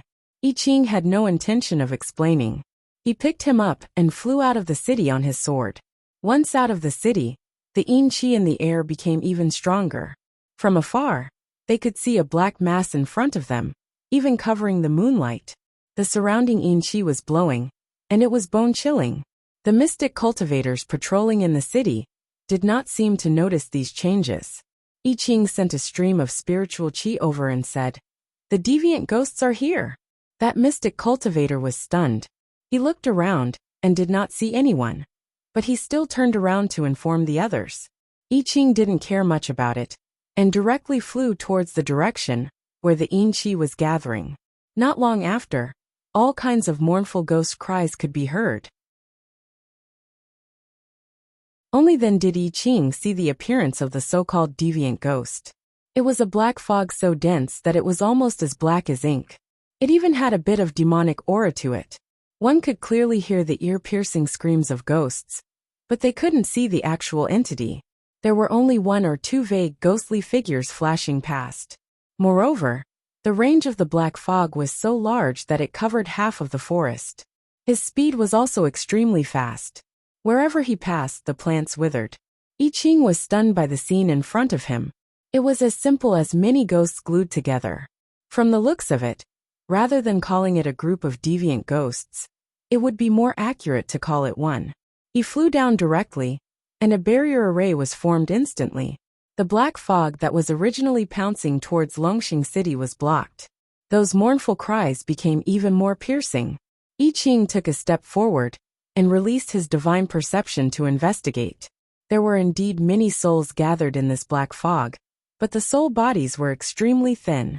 He could only faintly see 1 or 2 faint soul bodies floating past, and there were even a few similar ones. These were remnant souls. His eyes widened abruptly.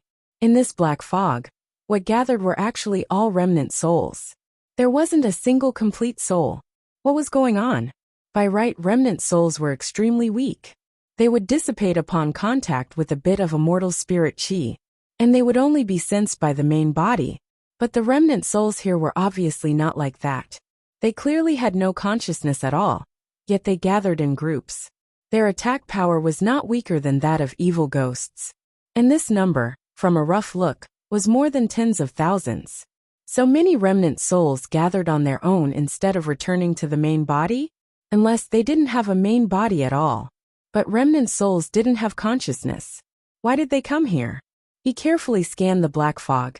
After a while, he saw a trace of a different aura, with a sense of malevolence. Grievance. They were affected by the grievance, just like Song Run, who rushed into the immortal world. Song. He subconsciously turned back to look at Song Run, who had been silent all this while.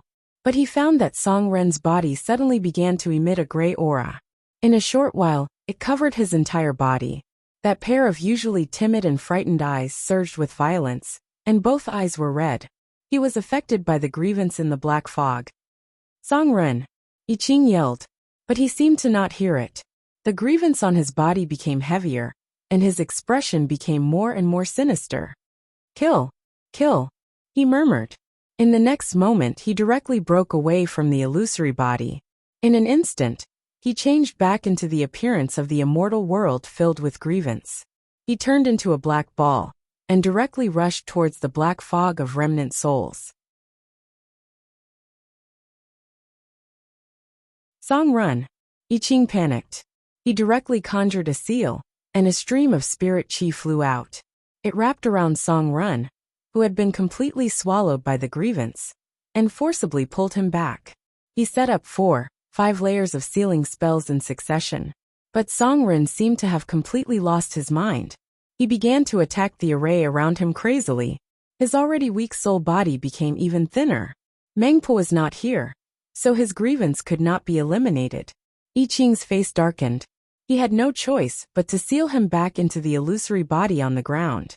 He conjured a few more spells to slowly suppress his grievance. The mystic cultivators in the city also rushed over at this time. They saw the black fog in the sky at one glance.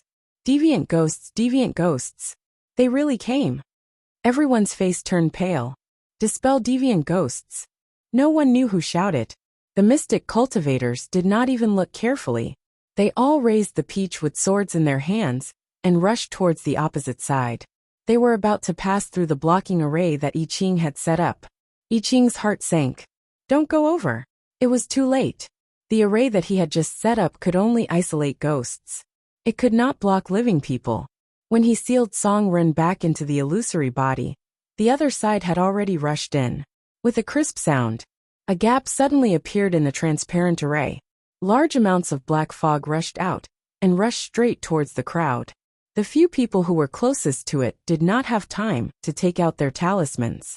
Instantly, all the blood chi in their bodies broke out. They turned into dried corpses in an instant. Their vitality dissipated. I Ching was full of anger. He wanted to imitate Father Nyo and scold. Holy shit! He turned his hand.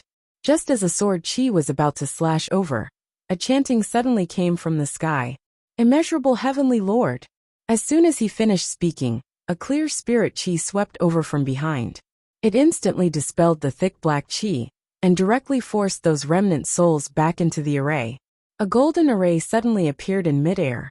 The golden light shone brightly, and turned into a layer of translucent golden arc.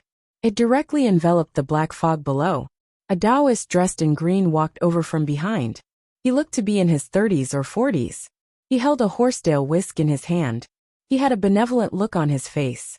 He only took 2 or 3 steps, but he was already in front of the crowd. I Ching instantly saw through his cultivation. He was slightly shocked. Soul formation stage. There was actually a soul formation stage cultivator in this small world. More importantly, there was a layer of thick and somewhat dazzling golden light surrounding him. He looked like a moving luminous body. This was the light of merit.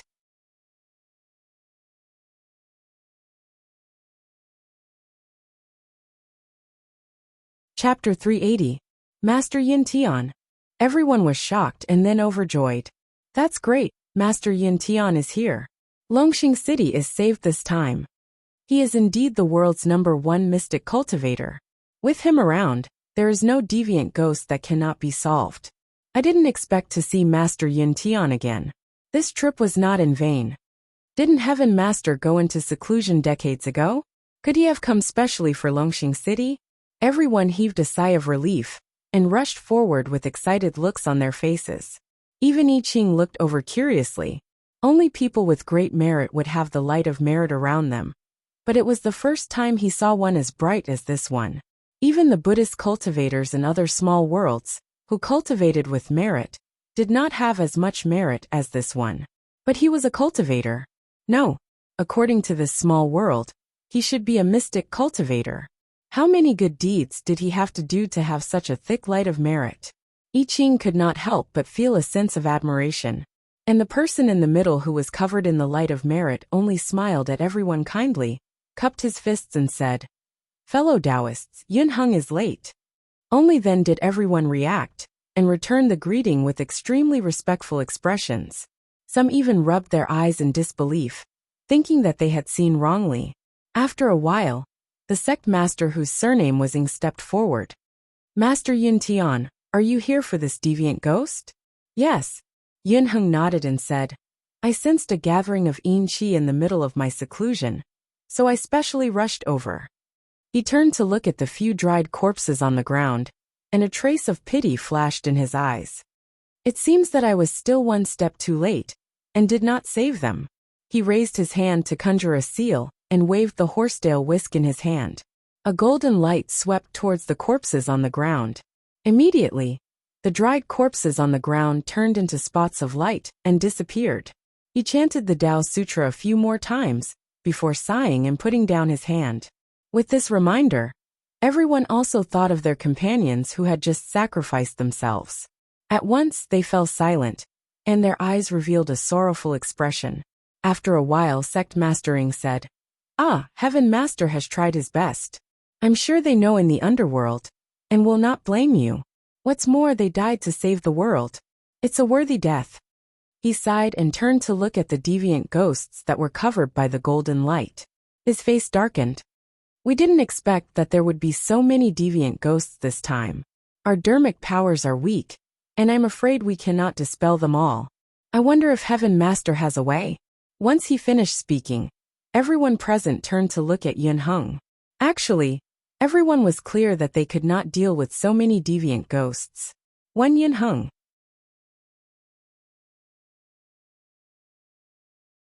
The moment they saw the deviant ghosts, they were ready to sacrifice themselves.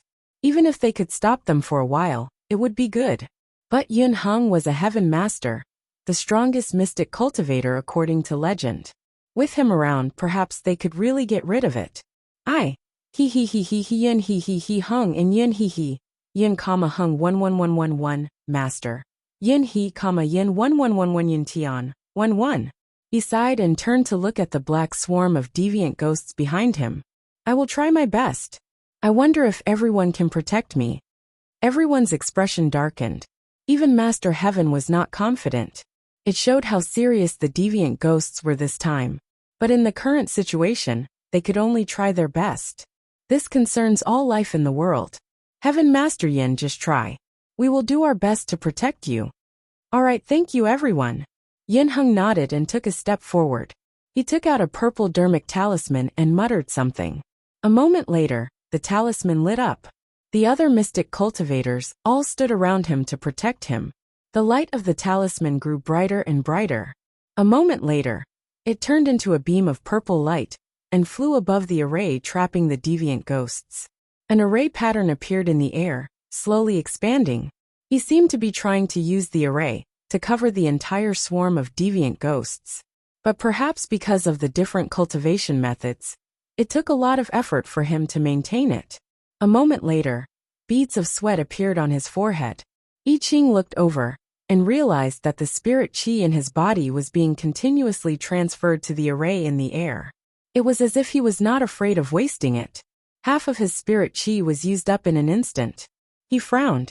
If this went on, even if he was a soul formation cultivator, his spirit qi would be used up in a few minutes. He suddenly became curious about the array in the air. What kind of array would require a soul formation cultivator to use up all his energy? After looking at it carefully for a while, he still could not recognize what kind of array it was. Indeed, a moment later, Yun Heng's face was already pale. The spirit qi in his body was almost used up. If not for the golden light of merit all over his body, he might not have been able to hold on. All the mystic cultivators present held their breaths, and focused their attention on the array formation in the sky. Finally, the purple array expanded to cover the entire swarm of deviant ghosts below. Only then did Yun Heng turn his hand and use the last bit of spirit energy he had left to change a Dharma spell. The incantation in his mouth became even more complicated. Even the light of merit on his body seemed to dim for a moment. In the next moment, the purple array suddenly changed. The pattern changed instantly. The entire sky turned into a blinding red light. With a thick murderous aura, it directly fell down. This was the soul-destroying array. I Ching's eyes widened. He saw that the array was about to fall down on the remnant souls below. Even the golden shield that originally trapped the deviant ghosts was shattered.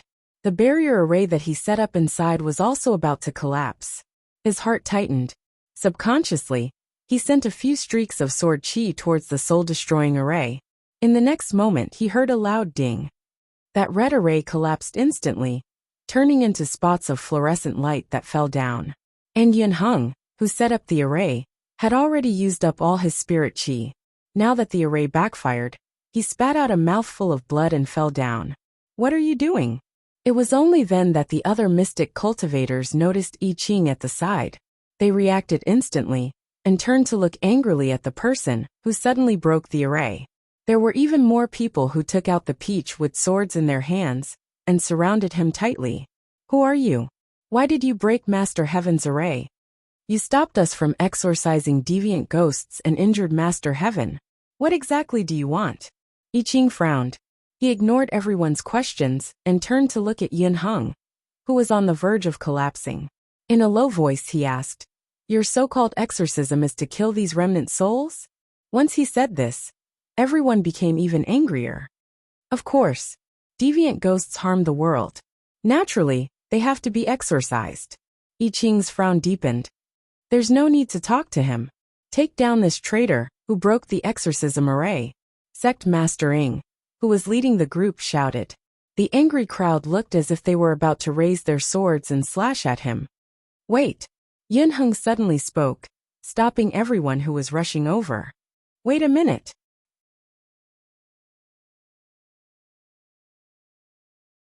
Chapter 381. Yun Heng forced himself to take 2 steps forward. He looked at I Ching suspiciously. Something flashed across his eyes as he said anxiously, "Fellow Taoist, do you mean that you have other ways to deal with deviant ghosts?"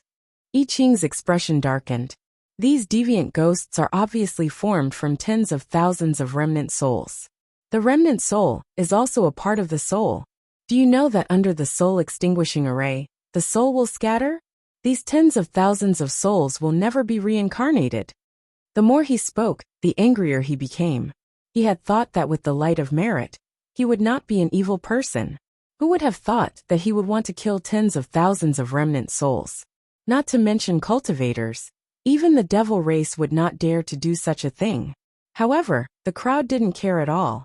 Instead, they looked at him even more furiously. What remnant soul? His soul would scatter and scatter. What a load of nonsense. That's right. If the deviant ghosts aren't eliminated, the living will be eaten. Don't try to mislead us with your lies. We are doing this to protect the righteous path of the world. Master Yun Tian, there's no need to listen to this nonsense. Let's just take down this evil person first. No. Yun Heng once again stood in front of everyone. There was no anger on his face, only excitement.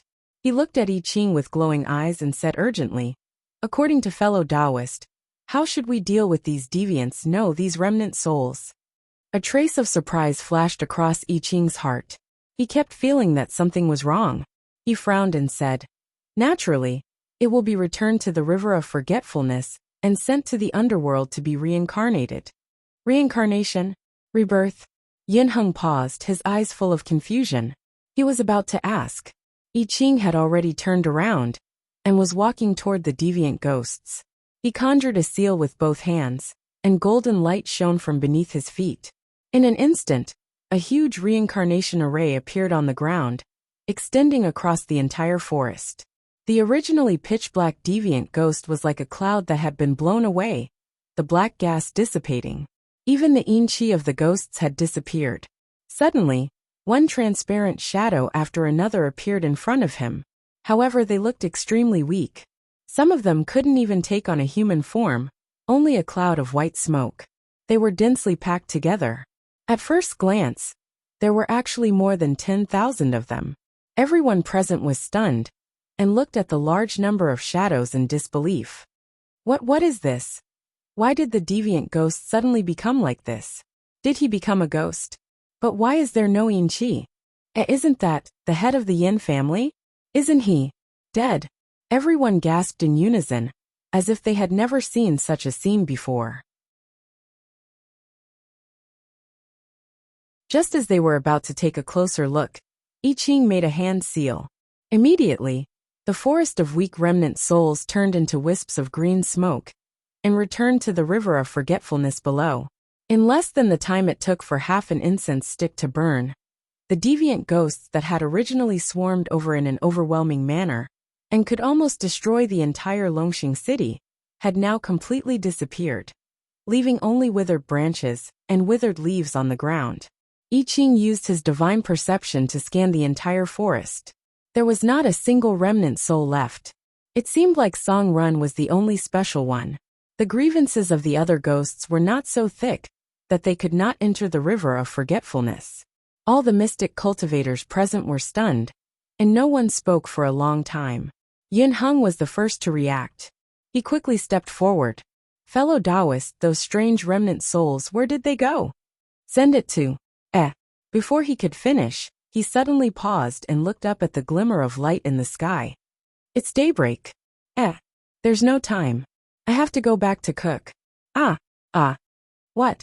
With that said, he directly grabbed a certain dandelion apparition on the ground, turned around, and with a whoosh he disappeared, leaving behind the crowd, whose eyes were even wider, and the dumbfounded Yin Heng. Nothing was more important than going back to prepare breakfast for Master Carrot in a certain inn in Longxing City. That's what happened. I Ching tidied up the table as he recounted what happened last night. Oh, Shening, who had finally finished her breakfast, turned her chopsticks upside down, squatted on the ground, and poked a certain cowardly corpse. So his illness is acting up again? Acting up? I Ching was stunned for a moment, and then nodded hard. Yes, perhaps he was affected by the grievances of those remnant souls. He continued to explain. This time, his grievances are even more than before. I have already sent a message to Meng Pe, but perhaps even she might not be able to clear these grievances. Shening glanced at the person on the ground, whose entire body was emitting black qi, as if he was moldy. Is there no other way? I haven't found out about his past, and I don't know what the knot in Song Ren's heart is, so there's no way to completely eliminate the grievances. Then we throw him away for now. I can only temporarily seal him in the apparition, but the grievances devour the soul. In the long run, his soul will completely disappear. So troublesome. Shening tilted her head. Why don't we throw him back to Father Niu? I Ching was stunned for a moment, and then reminded her seriously. It's not that we can't let Father Niu deal with it, but we haven't found Yu Hong yet. If we go back now, I guess we won't even have our living expenses for the next 3 months. And, I Ching continued. If Song Ren doesn't recover by tomorrow, we won't have money to stay in the inn. Shening stiffened, and then threw away the chopsticks in her hand, stood up, and patted I Ching on the shoulder. Chef, you're right. The treasure-seeking ghost has been with us for a few days. We are loyal people. Even if he becomes a moldy ghost, we won't give up on him. Moldy ghost? What the hell? But his mold is quite serious. Shening looked at the person on the ground, who was emitting more and more black qi, and scratched her head. Why don't we pull him out and shake him, and let him dry to get rid of the mold or something? With that said, she bent down directly from the apparition on the ground, and pulled out Song Run, who was full of grievances. She held a corner of it in one hand, and shook it up and down against the window like she was shaking a quilt. For a moment, there was only the sound of a gust of wind, and a good ball of grievances was shaken into a rectangle. Straight face, Master. I Ching frowned, and was a step too slow to stop her. Song Ren's body is filled with grievances you can't shake. It's shaken off. Before he finished speaking, he saw a large patch of grievances, like a shell being shed, instantly shed off Song Ren's body. That works too. It's done. Shening shook it for less than 2 minutes, and the ball of grievances had already disappeared, revealing a translucent soul inside. But it still had not woken up, and there was still some black in the soul. Take it again and just dry it. I Ching. No. Master, indeed. I Ching was about to say something, but the waiter suddenly knocked on the door from outside. Guest, Master Yun Tian asked me to pass a message. He wants to see you. I wonder if it's convenient for you? Master Yun Tian? That's fast. Master, he's the soul formation cultivator I was talking about just now, I Ching explained, and then nodded, asking the waiter to invite him in. Oh, Shening did not mind. After a while, she saw a large patch of golden light moving towards the room. It was so bright that it was blinding. Shening was stunned, and subconsciously narrowed her eyes. What a big light bulb. She looked down at the moldy ghost in her hand. Greater than or equal to 4 all.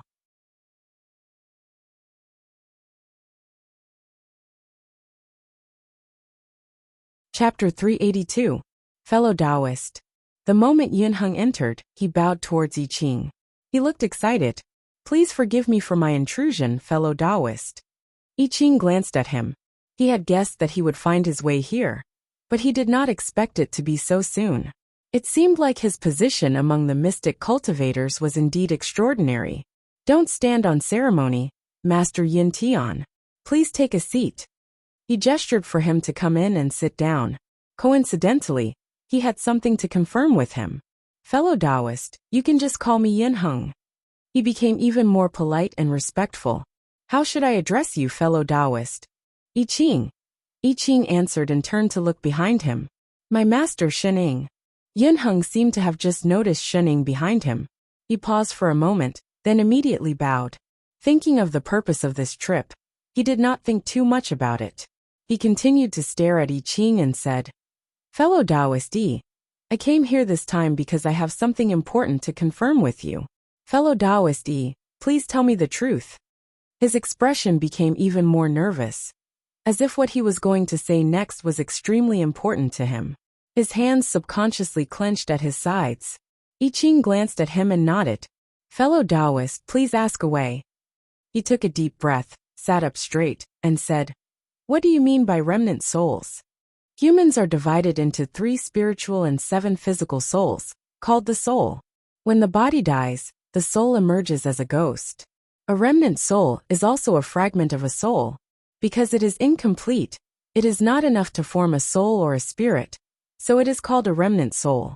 Then what do you mean by sending me into the river of forgetfulness? He asked anxiously. The river of forgetfulness is the place where all souls in the world are born and end. It flows through every corner of the 3 realms and 6 paths, and it draws the souls of all living beings into the netherworld. Only through the river of forgetfulness can one be reborn and reincarnated. Yunheng's face paled, as if he had suffered a huge blow. His body swayed, and his entire body leaned forward as if he was about to fall. However, he used his hands to support himself on the table, and tried his best to sit up straight. Many complicated emotions flashed across her eyes. After a while, she looked at I Ching with an even more anxious expression. Then the Dharma spell that fellow Taoist used just now was formation, rebirth, formation. Rebirth. Formation. He muttered these words and looked him up and down. Please forgive me for being presumptuous, but fellow Taoist is using the profound technique. No. Then. Sorcery, immortal cultivation sorcery. Immortal cultivation. He was shocked.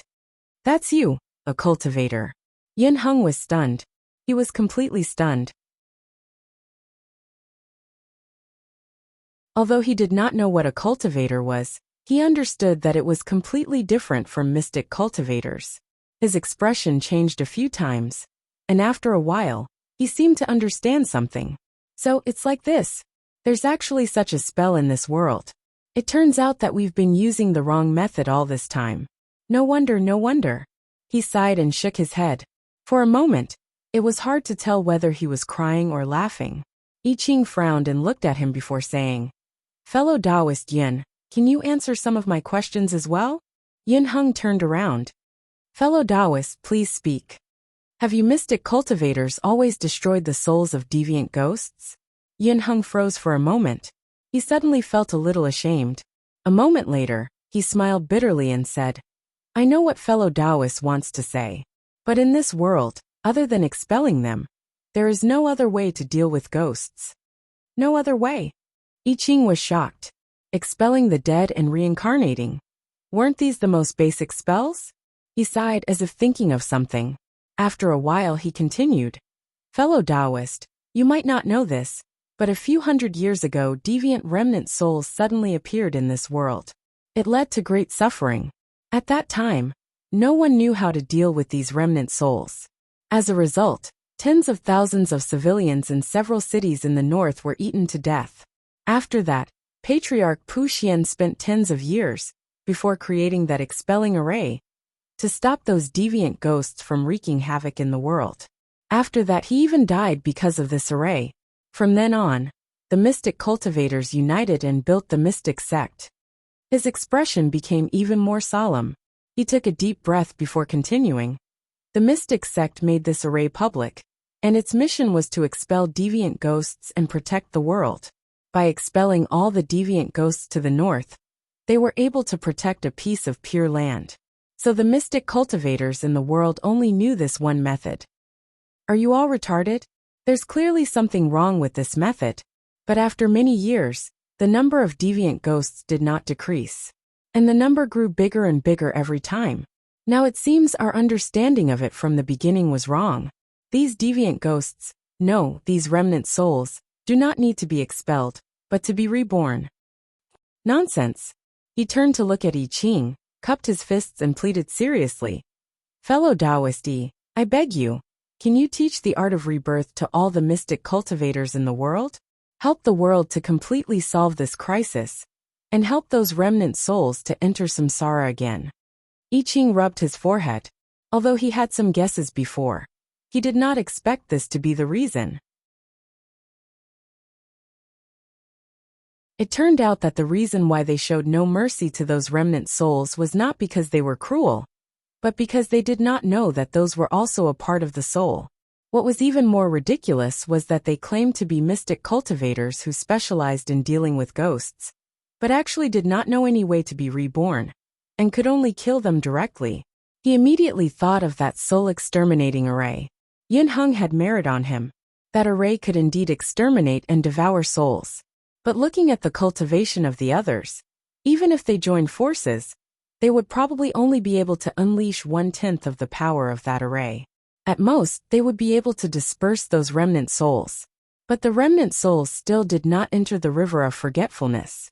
Because of grievous energy, they would still reunite. Presumably, this was also the reason why the number of deviant ghosts in this small world had been increasing for so many years.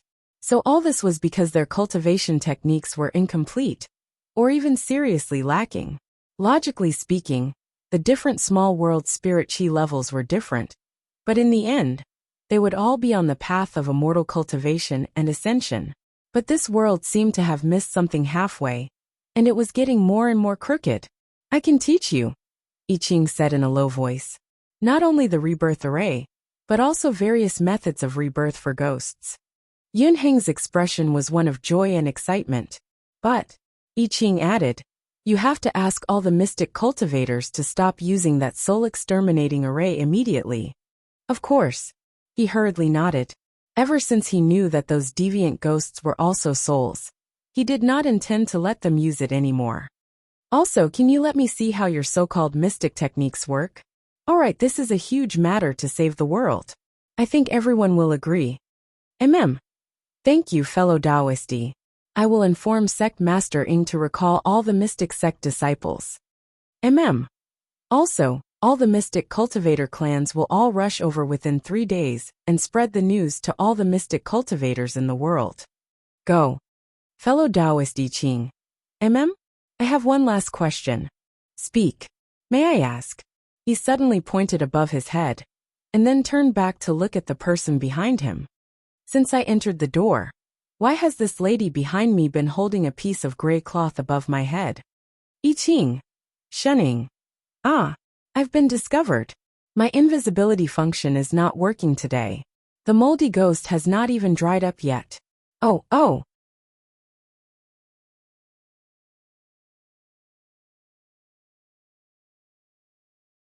Chapter 383. Yun Hung was very fast. The next day, he brought over a pile of mystic sect classics. I Ching had thought that there would be all kinds of cultivation techniques. He did not expect that they would all be drawings of talismans. There were small talismans like the dust-repelling talisman and the speed-increasing talisman. There were also big talismans like the thunder talisman and the fire talisman. I want to know how your cultivation techniques are different from mine. You only need to show me the most basic techniques? I Ching thought that he had misunderstood and reminded him again. But these are all. Yun Hung nodded. All the talisman techniques and the mystic techniques are here. These. I Ching looked at the books on the table. Don't you have anything like guiding qi into the body? Yun Hung was stunned. What is guiding qi into the body? I Ching suddenly had a bad feeling. Have you never guided spirit qi into the body? Spirit qi. Yun Hung was even more confused. Then how do you usually draw talismans? He changed the way he asked. Oh, you just have to sense the heaven and earth. I'll draw it for you. As he spoke, he immediately took out the talisman paper and cinnabar to demonstrate. First, he burned some incense and washed his hands with a serious look. After a while, he picked up his brush and focused on drawing on the paper. I Ching focused and found that the spirit qi in his body did not move at all. Only the surrounding spirit qi seeped into the tip of the brush and onto the talisman paper. In less than a while, a low-level talisman paper appeared on the table. Straight face, it's done. Yun Hung put down his brush and said happily, I never thought that this dust-removing talisman would succeed on the first try. I Ching. He was a soul formation supremacy, but he could only draw a low-level dust-removing talisman.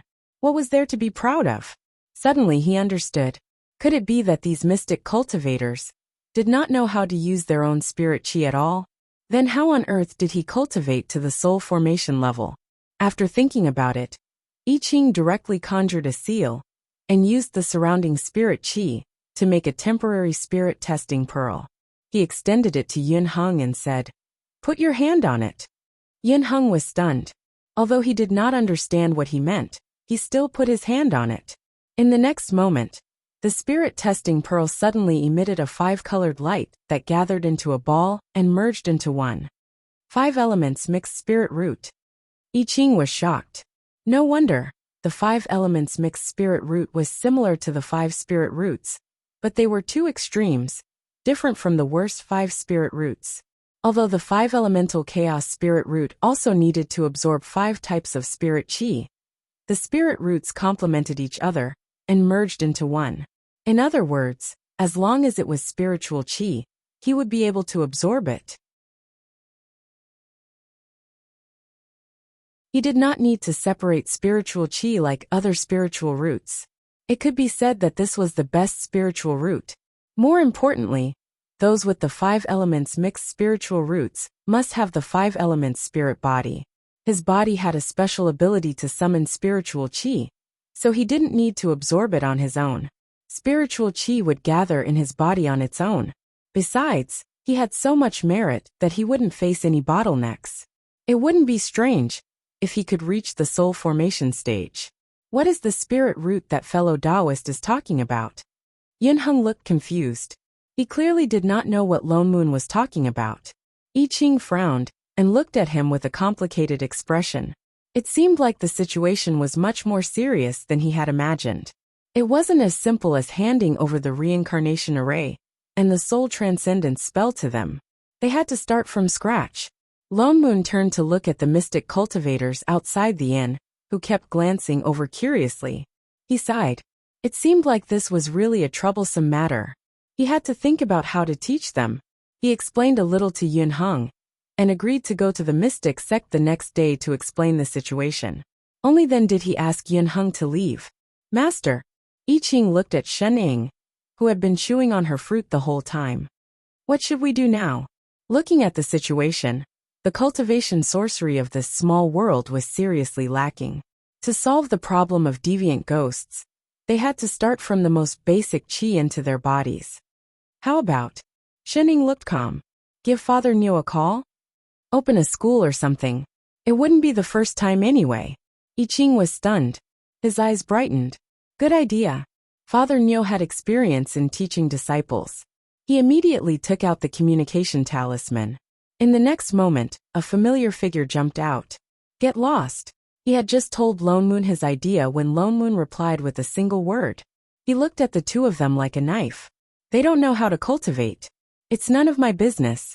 Can't you just give me less trouble? You want me to open a school? Do you think the invincible sect doesn't have enough to deal with? But, if you want to teach, go ahead. Why are you looking for me? I Ching was stumped. He didn't know how to answer. Shening tilted her head and leaned over. Father Nyo, you're a professional. Get lost. Lone Moon rolled his eyes at her. He looked left and right. Where are you, Hong and Little Black? What are the two of you doing down there? Don't mind such details. Details my ass. You didn't even look for them, did you? Lone Moon exposed them directly. Hurry up and find them. You can do whatever you want with the rest. Oh. Shen Ying's eyes narrowed. She sighed and said, all right. There are so many people in this world. None of them have cultivated. They don't understand anyway. Chef. She turned and patted I Ching. Just do whatever you want and teach them. I Ching was stunned. He immediately understood something. He nodded vigorously. Yes, master. Wait. Indeed, Lone Moon suddenly spoke. What do you mean by not cultivating? It means that there are no cultivators in this world. I Ching explained. Then he added, among these people, there are even people with 5 elements spirit roots. But no one knows the way to cultivate. It's really a pity. After saying that, he let out a long artificial sigh, which was completely out of character. Even someone as smart as Father Nyo didn't notice. His mind was filled with 5 elements spirit roots. 5 elements mixed spirit roots. In such a small world with pitifully little spirit chi, there were actually 5 elements mixed spirit roots. That was a qualification that could allow one to ascend to immortality. If there were even such spirit roots, wouldn't other qualifications be everywhere? None of them really know how to cultivate spirit chi. Of course. Come and see if you don't believe me. Lone Moon glanced at the two of them suspiciously. Although he knew that they were doing it on purpose, he couldn't suppress the excitement in his heart. There were no cultivators in the entire small world. That meant that the ground was filled with supreme-grade qualifications. They could pick and choose at will. It meant that they hadn't decided on the direction of cultivation. It meant that they could teach at will. It meant that the world would be filled with sword cultivators in the future. Then he thought about his own sect full of diamond Barbies. Master, let's go now? Although my cultivation method might not be suitable for them, we still have to give it a try. Oh. Shening nodded. The two of them were just about to leave. Stop right there. Lone Moon looked at the two of them, who were already addicted to acting. The corner of his mouth twitched. That's enough. Wait here obediently. I'll make some preparations. We'll be there tomorrow.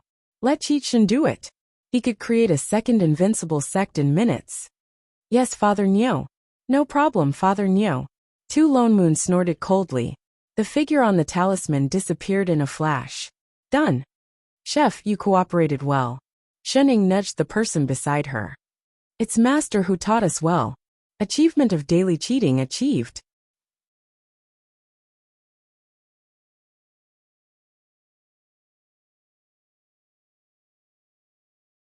Chapter 384. By the time Songren woke up, it was already 3 days later. The grievous aura on his body had completely disappeared, and he turned back into that translucent appearance. But why was he hanging on the drying pole? What exactly happened? Hey, did you do it? Shening leaned on the windowsill and waved at him. Exalted immortal Shen. Songren hesitated. What did she mean by did it? Shouldn't she say that he was awake? He subconsciously wanted to float towards her. But a white light flashed in front of him, pushing him back. Only then did he realize that there was a layer of transparent array around him, sealing him firmly on the drying pole, unable to move. This is? Oh, I'm not afraid that you'll be blown away by the wind. Shening explained casually, turning to the person behind her. Chef. Yes, master. Yiming made a seal with his hand, instantly undoing the array around Song-Run. Only then did Song-Run come down from the drying pole and float into the house. Exalted immortals, what happened to me? He looked confused. He clearly remembered that he followed I Ching up to subdue deviant ghosts. Why was he hanging up when he came back to his senses? You don't remember anything at all? I Ching frowned and asked. Song-Run was stunned. A complicated expression flashed across his face. After a while he frowned and said, I don't know either. I felt like I went to a place. I saw a lot of people. I Ching was shocked. Could it be that he remembered his previous memories? What else did you see? It seemed like someone told me where to go. His expression grew uglier. He seemed to be trying hard to recall. After a while he shook his head. I can't remember. I just felt that it was very cold there. Exalted immortal, did I? I Ching nodded. It seemed like he could not find out why he had grievous aura on his own. But he could ask Yun Hung to help him investigate. Ever since I Ching dealt with the remnant souls that attacked the city, the mystic cultivators in the city changed their attitude towards them. But most of them still maintained a suspicious attitude. Although Yun Hung, who was like a national idol, wholeheartedly trusted and worked hard to promote them. The next day, when they arrived at the Mystic Gate, the square was indeed filled with mystic cultivators. However, none of them believed in immortal cultivation like Yun Hung did. Most of them looked doubtful. He even had the thought of watching a joke. If I Ching hadn't dealt with those remnant souls that day, they probably wouldn't even have come. Actually, if one thought about it, it was understandable. After cultivating and inheriting something for hundreds of years, someone suddenly said that it was wrong. Of course, they would not accept it for a while. As for Yun Hung, he was a soul formation cultivator. To a certain extent, he could sense the heavenly Tao better than others.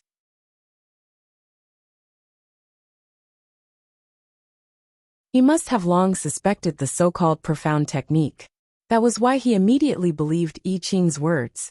Fellow Taoist, Yun Hung took a step forward and looked at I Ching beside him. Although he did not know why I Ching wanted all the mystic cultivators to gather here, he still did as he was told. Everyone is here. Shall we begin? Let's wait a little longer, I Ching said. What else do we need to wait for? Wait for Father Niu. Ah, Yun Hung paused. Who's Father Niu? It's the meaning of a parent, he casually explained. Parents. Was it the patriarch? Could it be that he came from a hidden family? Before Yun Hung could react, a few heavenly voices suddenly came from the sky. The voices were light and simple, as if they were close to his ears, but also seemed far away. The square suddenly became restless. Look up, someone exclaimed.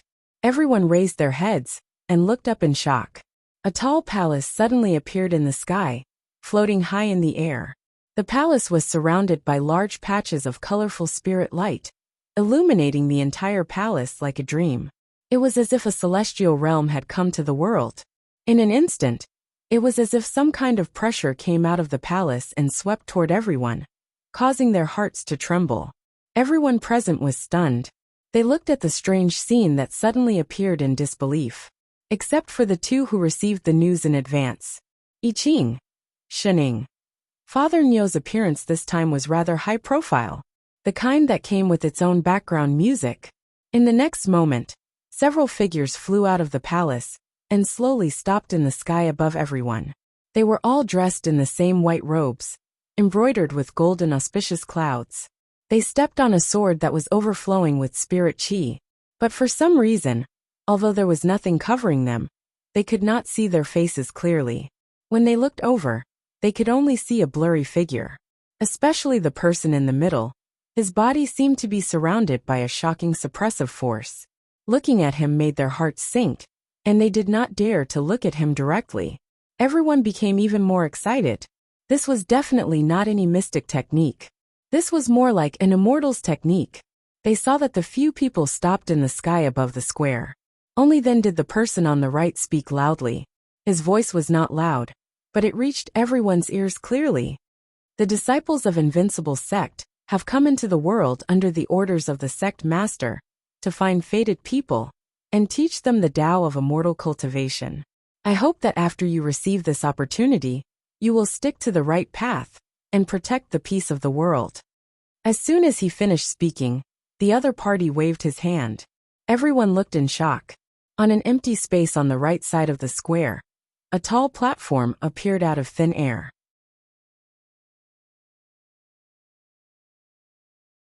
In a quarter of an hour, we will start testing for spirit roots here. We will select the most talented disciples and teach them the way of cultivation. Anyone can participate. With that said, the few of them flashed and flew back to the palace in the sky between the clouds. The whole place was silent. No one could react for a long time. After a while, they rushed to the side of the platform on the right and formed a long line, waiting excitedly. Although they did not know what testing for spirit roots was, the scene just now was not fake. At that moment, there was no longer any doubt in their hearts. So there really was a way to cultivate to become immortal in this world. What Master Yin Tian said was true. At that moment in the palace in the sky, the four people who were suddenly teleported up after watching a wave of pretentious acts. "Hey, Father Niao." Shening greeted the person in the middle. The other party rolled his eyes at her. Instead, the eyes of the few girls beside him brightened. One by one they went forward and bowed. "Greetings, Sect Master." Shening greeted them all. "Hey, little green, little white, little pink, little white." 2. Everyone. See you, who was dressed in pink, tugged at her clothes, considering whether to change back to green. Indeed, once she changed her clothes, even her name changed. There are a lot of people here this time, and they're very high profile. I Ching added. "Didn't you say that no one here has cultivated spirit chi before?" Lone Moon stepped forward and said, "Of course I have to be fully prepared. If I don't do this, how can I make them believe me so easily?" He did not want to cause a fight over the cultivation system. That was equivalent to holding a press conference in advance. Of course, he had to make it as high profile as possible. The few of them paused. They thought back to the mystic cultivators in the square. Indeed, after seeing them appear, regardless of whether they were skeptical or not, they were now completely convinced. "Fellow Taoist, you really have foresight." Yin Heng was delighted. He immediately understood his intention. This palace that suddenly appeared high up in the sky, not to mention the others, even he was shocked. At first, he was still thinking about how to persuade everyone to give up on their original mystic techniques. But after this incident, that problem was solved. This was such a shocking technique. Even without him saying it, the others knew how to choose. "You are the lamp, Master Yin Tian?" Lone Moon smiled politely at Yin Heng. He was pierced by the golden light of merit around him. He subconsciously narrowed his eyes. Indeed, as Shening said, he was a very bright light bulb.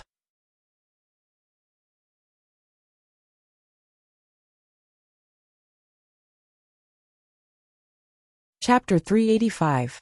Fellow Taoist, you can just call me Yin Heng.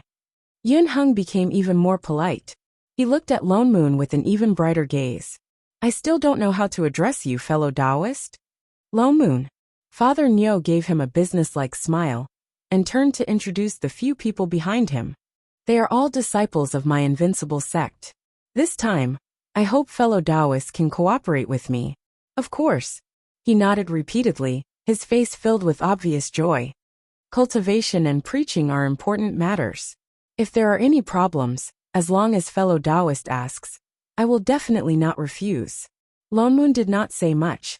After exchanging a few pleasantries with him, he asked him to bring Siyu and the others down to test their spirit roots. Only 3 people and 1 ghost were left in the hall. Naturally, they didn't need to personally attend to a matter like accepting a disciple. Otherwise, it would be too degrading. It wasn't easy for him to show off, so he naturally had to do it to the end. However, he was indeed curious about the qualifications of the people from this small world. He immediately summoned a water mirror, and the scene on the testing platform below appeared before his eyes. At that moment, there was already a long queue. All the mystic cultivators were looking excitedly at the stage. Perhaps it was because Cu and the rest were on the stage. There was no fighting. They went up the stage one by one in an orderly fashion.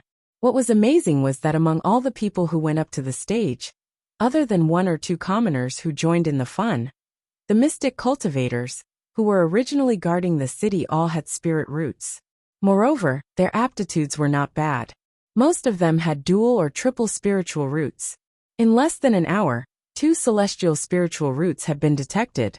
Such a good aptitude was rare, even in other small worlds with rich spiritual chi. It was as if all the good talents had been gathered in this city.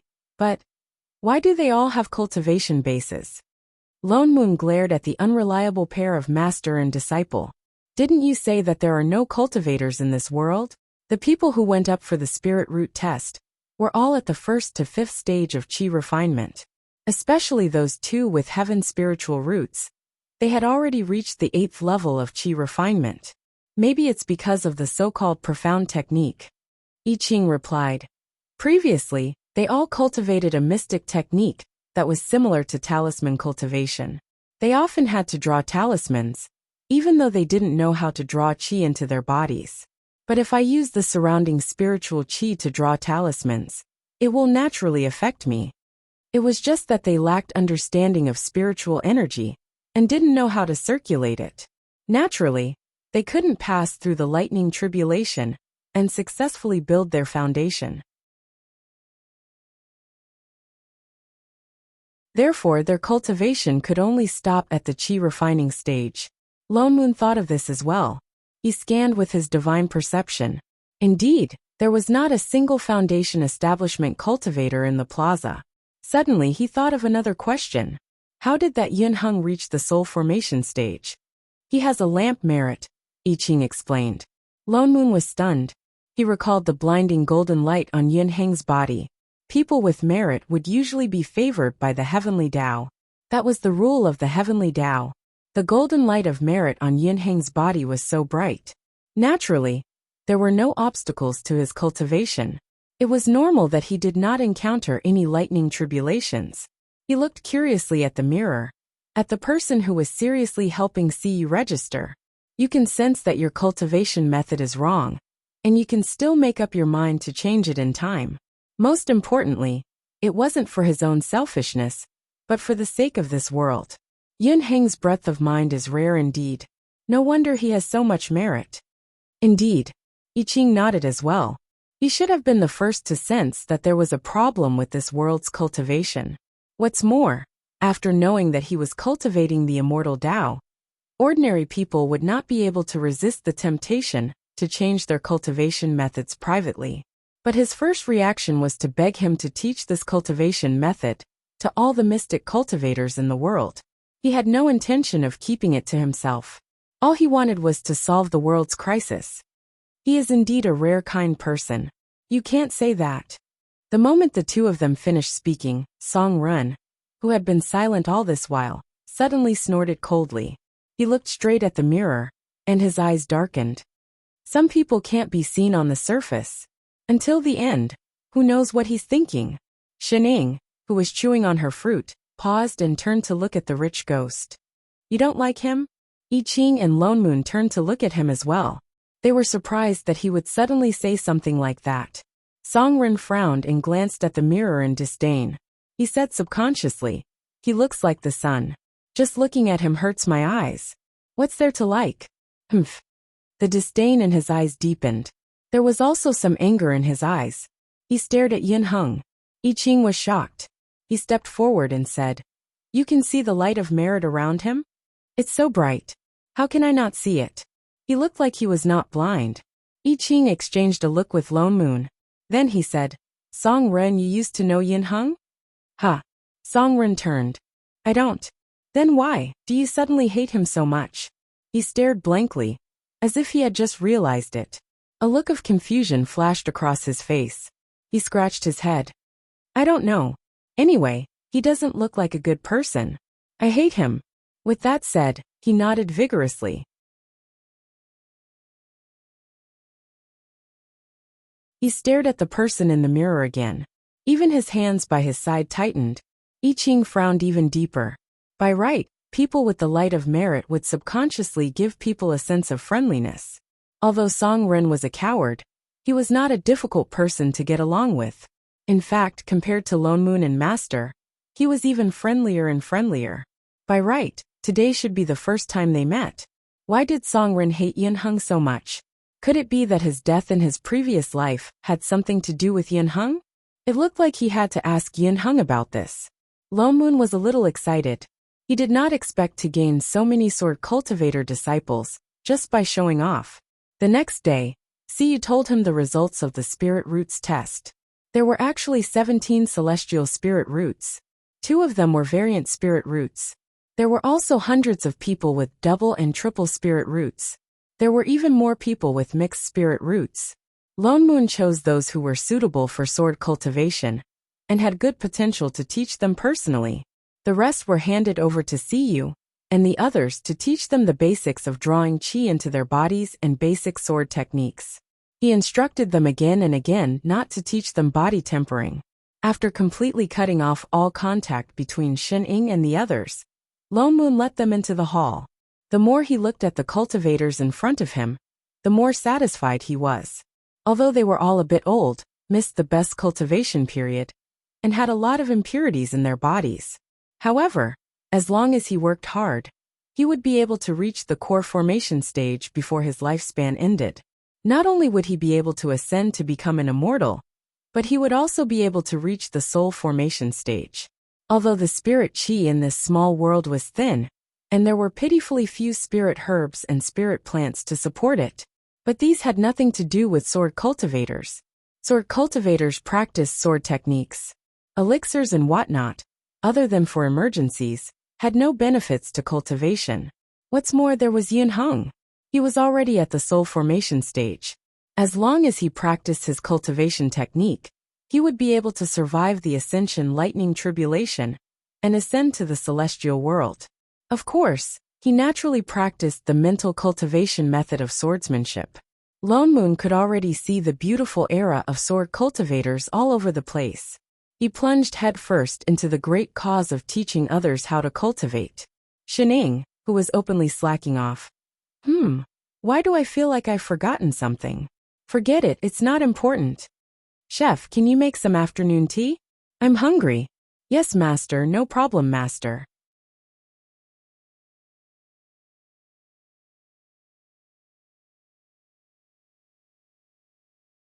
Chapter 386. Perhaps because they already had the foundation of drawing talismans before. Everyone learned to draw chi into their bodies very quickly. In just a few months, most of them had already advanced 1 or 2 levels in their cultivation. Especially Yin Hung. He went from early-stage soul formation to mid-stage soul formation. But these people's meridians had not been cleansed by spirit chi for a long time, and the impurities in their bodies had accumulated for a long time. It would definitely affect their foundation. Because of this, Lone Moon decided to let them stop drawing chi and directly switch to basic sword techniques. Sword techniques could strengthen one's physique and help to clear the meridians.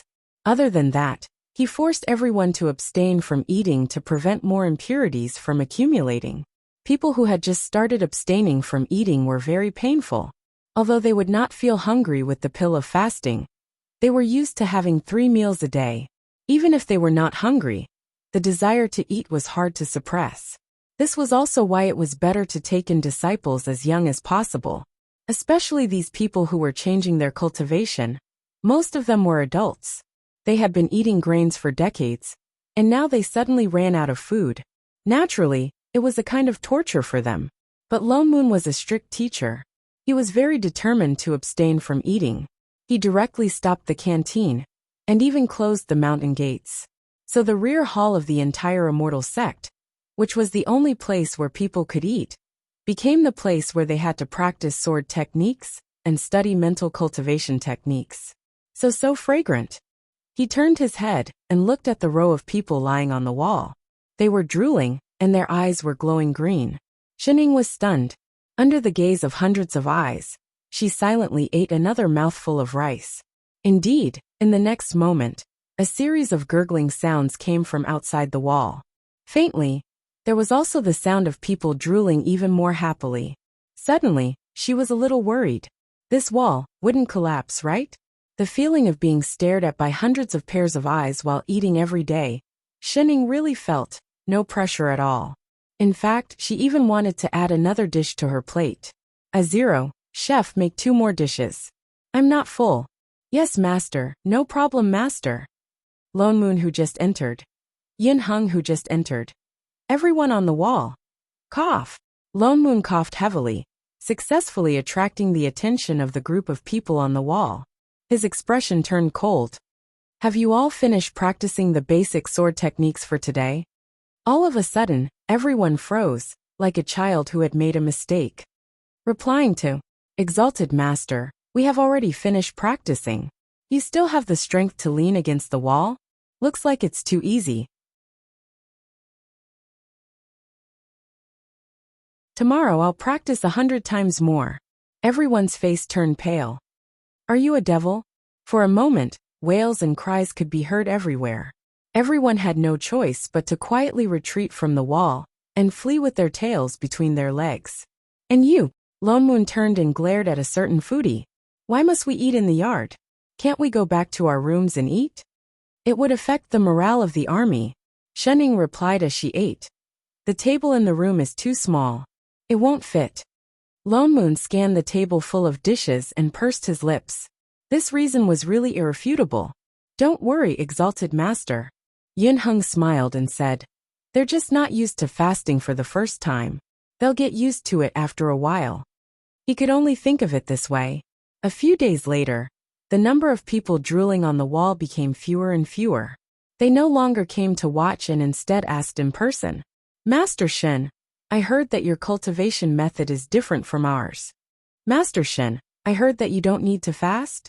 "Master Shen, I heard that you were the one who taught Exalted Master Siyu and the others their cultivation techniques."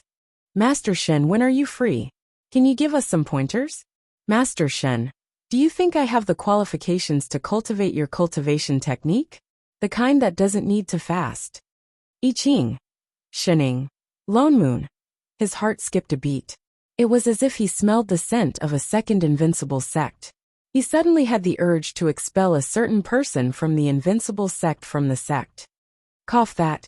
Yin Hung chuckled and hurriedly changed the topic. "Oh yes, fellow Taoist I Ching called me here in such a hurry. What's the matter?" Only then did I Ching remember the matter at hand. He turned to look at Song Run, who was staring at Yin Hung like a thief. I Ching conjured a seal and turned his illusory body into his soul body. "Yin Hung, have you seen him before?" Yin Hung paused. He did not understand what I Ching meant, but he still looked Song Ren up and down seriously. After a while, he shook his head in confusion. "I've never seen this little brother before." "Who's your little brother?"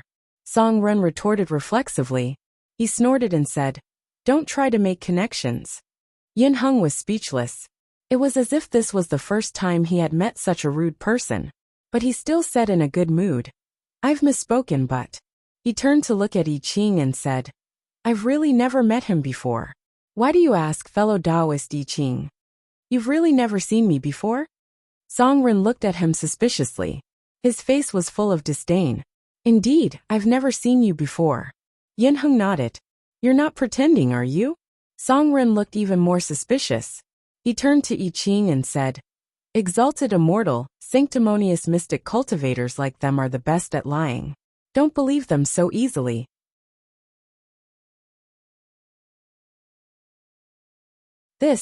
Yun Hung looked innocent, but he still explained kindly, "Fellow Taoist, I've been in seclusion for decades. This is the first time I've come out. I really don't know you." "His name is Songren. He accidentally forgot something important," I Ching explained. "That's why we want to understand what happened." "I see." He nodded. Then he thought of something and suggested, "Although I don't know him, there are many mystic cultivators here. What's more, most of them travel all over the world. Why don't I go and ask around? I'm sure there will be some results." "Would you be so kind?" Before I Ching could speak, Songren suddenly snorted. "Since fellow Taoist Song is a friend of the Exalted Masters, I will naturally do my best to help." "You make it sound so nice." Song Ren's expression became more and more irritated. He could not help but feel angry. Who knows what you'll do when you get the chance? You don't have to worry about me. Who knows, you might end up in trouble. Fellow Taoist Song, you don't trust me? You have such a detestable face. Why should I trust you? You. Even a clay figurine would get angry. Song Ren's words were so rude that Yun Hung could not help but frown. What, you want to kill me to silence me? Song Ren's expression became even more furious. He was trying hard to suppress something. His whole body was tense, as if he was going to rush out the next moment. His whole body seemed like it was going to explode. Rich ghost. Shening suddenly reached out and patted his shoulder. Song Ren was stunned. His body, which was tense just now, suddenly became like a balloon that had been patted. Something inside of him leaked out completely. He turned to look at Shening, stunned. Exalted? Immortal? Speak properly. Song Ren's eyes flashed with a hint of confusion. Then, he lowered his head and did not continue speaking.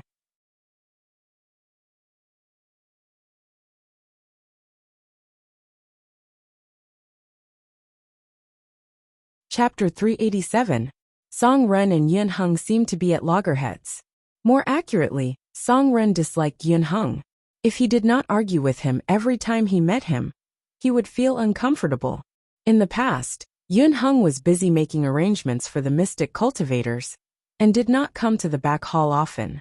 But ever since he started cultivating, he had no choice but to come.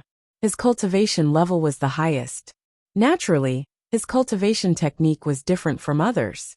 He could only ask Lone Moon and I Ching. He could only go to the back hall again and again.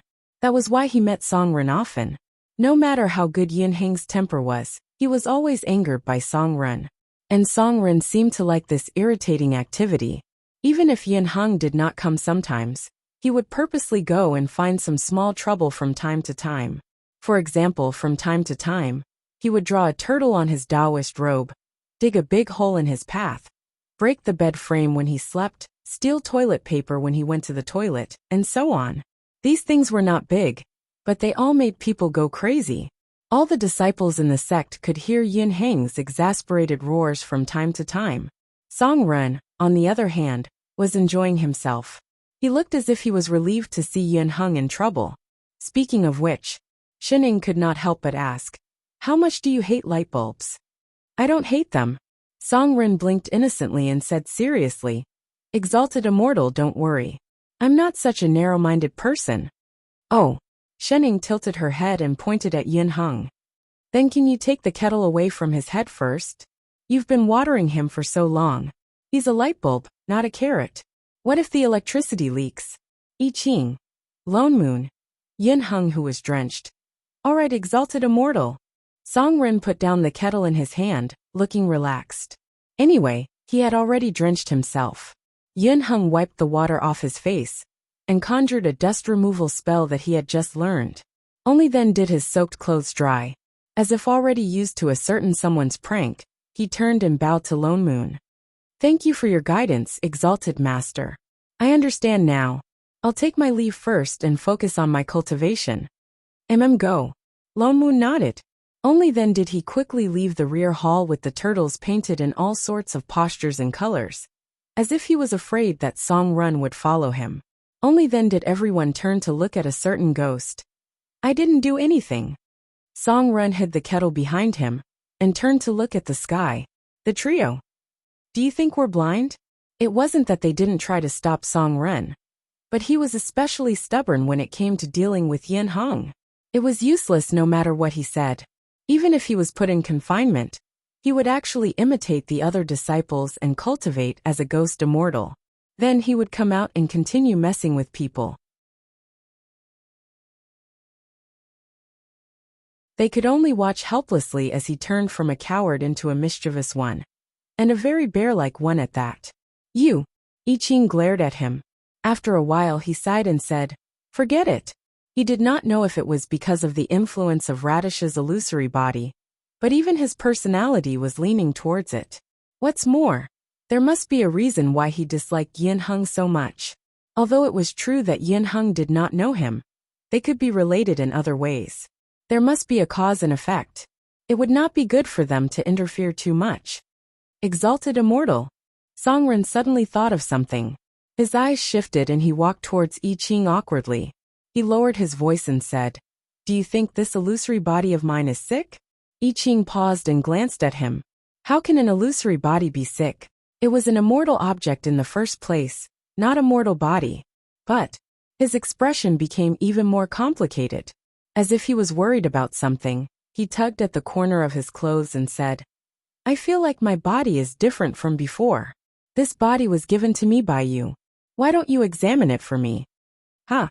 I Ching frowned. Songren's soul would produce grievous energy. It would indeed be troublesome for an illusory body to have a problem. So he pointed at Songren's brow and retracted his hand after a while. "It's fine. How can it be?" Songren looked shocked. "That's impossible. Why don't you take another look? It's really fine." He became even more anxious. He looked at Lone Moon beside him, as if asking for help. "Why don't we?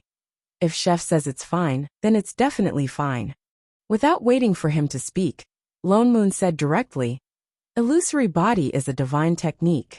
He's more knowledgeable about it than I am." "But I really..."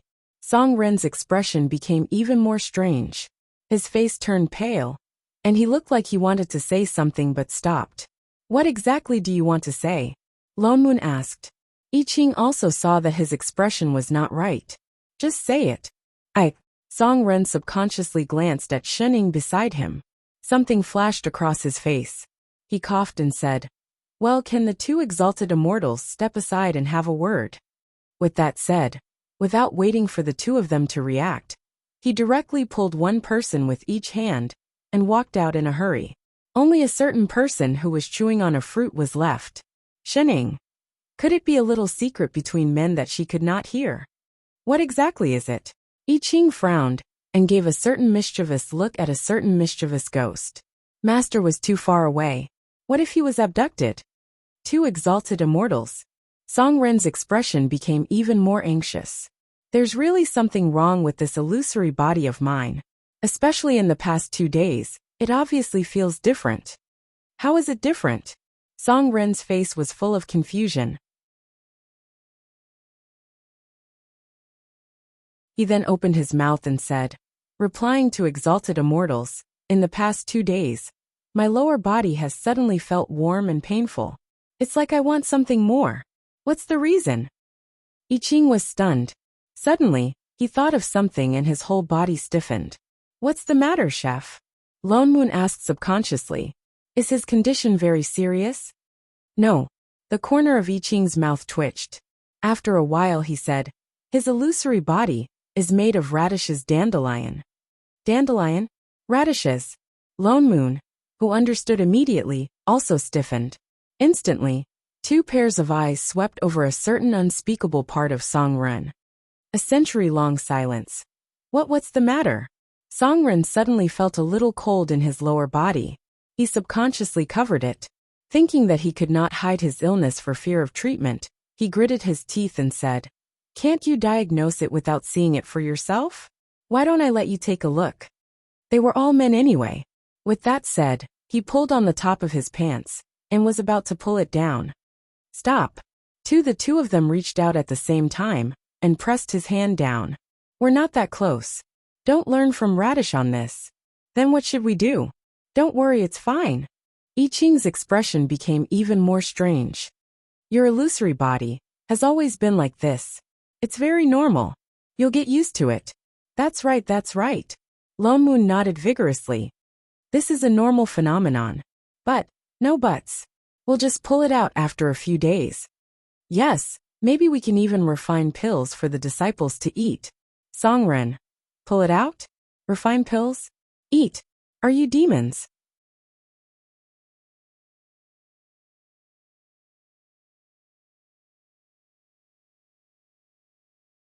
Chapter 388. Ever since the conversation about the illusory body, Songren had been quiet for a few days. He was not in the mood to cause trouble for Yin Heng. Instead, he hid the moment he saw I Ching and Lone Moon. He even covered his lower body. That terrified expression made it seem as if they were going to do something to him in the next moment. His eyes were filled with resentment. Hey, hey, hey. What do you mean by that look of yours? Loman's mouth twitched. He could not help but grab him back. Even if that thing of yours grows out, we're not interested, all right? We don't lack it. Don't lack it? Song Ren's eyes widened. What did he mean? Did he pluck a lot of it before? That thing of yours, we have a pile of it in our warehouse. Radish had to pluck it every once in a while. At a pile? Song Ren's eyes were filled with even more fear. Even his legs began to tremble. That's enough. Do you really think we care about that thing of yours? You have a whole warehouse of it, and you still say you don't care? Since it's already grown on your body, you can do whatever you want with it. Whether you give it to someone or refine it into pills, we can't be bothered. But let me remind you, after you pluck it, if you do not preserve it with sorcery, you have to refine it into pills within 3 days. Otherwise, you can't eat the pills you refine. Eat. Plucking and eating. Beast. Song Ren felt a chill in his lower body. He felt waves of illusory pain. You bunch of devils. With that said, he flung Loman's hand away and ran out. He did not even notice Yun Hung, who was walking right in front of him. In an instant he disappeared. Lomun. I Ching. Shining. Why are you looking at me? Lomun turned back and glared at the master and disciple. Did I say anything wrong? No. The master and disciple both shook their heads. Pluck rice, cook, you're rich, you're right. 3 exalted masters. Yun Hung, who had just entered, looked confused. Fellow Taoist Song, what's wrong? Maybe it's the rebellious phase? Lomun replied casually. He glanced at him and asked, what's the matter? It was only then that Yun Hung remembered his purpose. He quickly handed the letter in his hand to Lomun and said excitedly, it's like this, exalted master. I've just received an urgent report from the mystic sect. At the border of the north, I've discovered a strange remnant soul. Moreover, it seemed to be heading their way. This disciple was thinking that since everyone has cultivated for so long, could it be possible? You want those people from the sect to deal with the remnant souls? Lomun frowned. Yes. Yun Hung nodded, looking even more excited. Everyone's goal in changing their cultivation was to get rid of deviant ghosts and bring peace to the world. Why don't we take this opportunity to bring everyone along? No. They've just learned how to draw qi into their bodies. They haven't even reached foundation establishment yet. He hadn't even learned many spells, yet he wanted to deal with remnant souls, and a large group of them at that. Are they going to redeem the souls or send themselves to their deaths? Yun Hung was stumped. He knew that this was a little risky, but if we leave the remnant souls alone, what if they attack other commoner cities again? What should we do? I'll go with Chef. They were just remnant souls. They must not affect their cultivation of the sword. Yun Heng's expression changed. He looked like he was in a difficult position. A sliver of hesitation flashed across his face. After a while he said, I naturally believe in the abilities of the 2 exalted masters. It's just that everyone has been cultivating for a period of time. Although exalted master taught us everything, and the disciples were impressed. But after all, we haven't really fought each other. As time passes, He stopped halfway through his sentence. His face looked worried and guilty at the same time. Lomun was stunned for a moment. Then he understood what he meant. He had indeed neglected a problem, the human heart. Previously, they made such a high-profile appearance, and even specially prepared an immortal palace to raise their profile. That was to make this completely devoid of cultivators believe that immortal cultivation did indeed exist.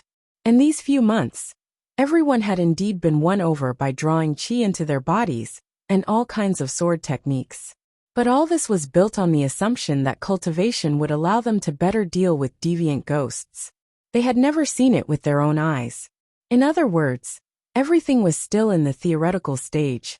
They had been building a cart behind closed doors, without actually putting it into action. It was fine at the beginning, but as time passed, everyone might start to suspect something. When that happened, the hearts of the people would not be united. That would definitely affect their cultivation. I understand. Lomun nodded. It was indeed time to bring them out to see the world. Later, Ask Siyu to choose a few people who are familiar with using spirit chi.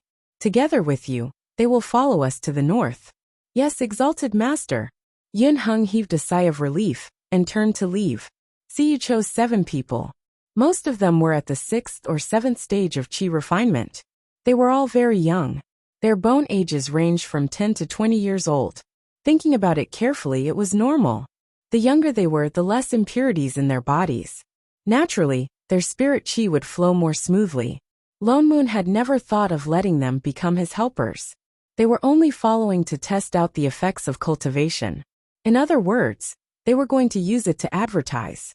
Thus, he gave them a few simple instructions.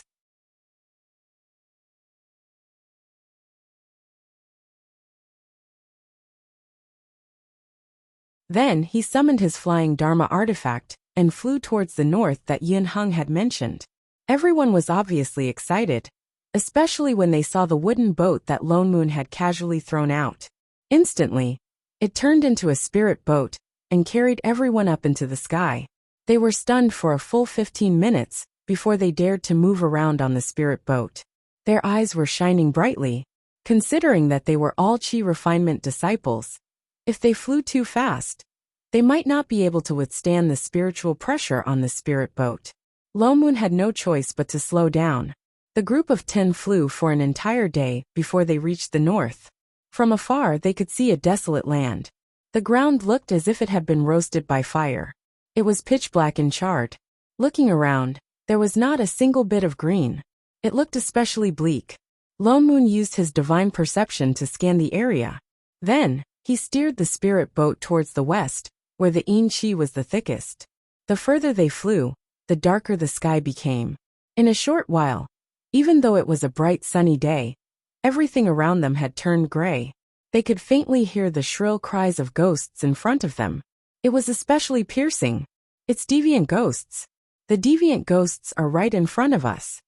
A disciple shouted. Lone Moon landed directly and kept the spirit boat. It was already very dark around them.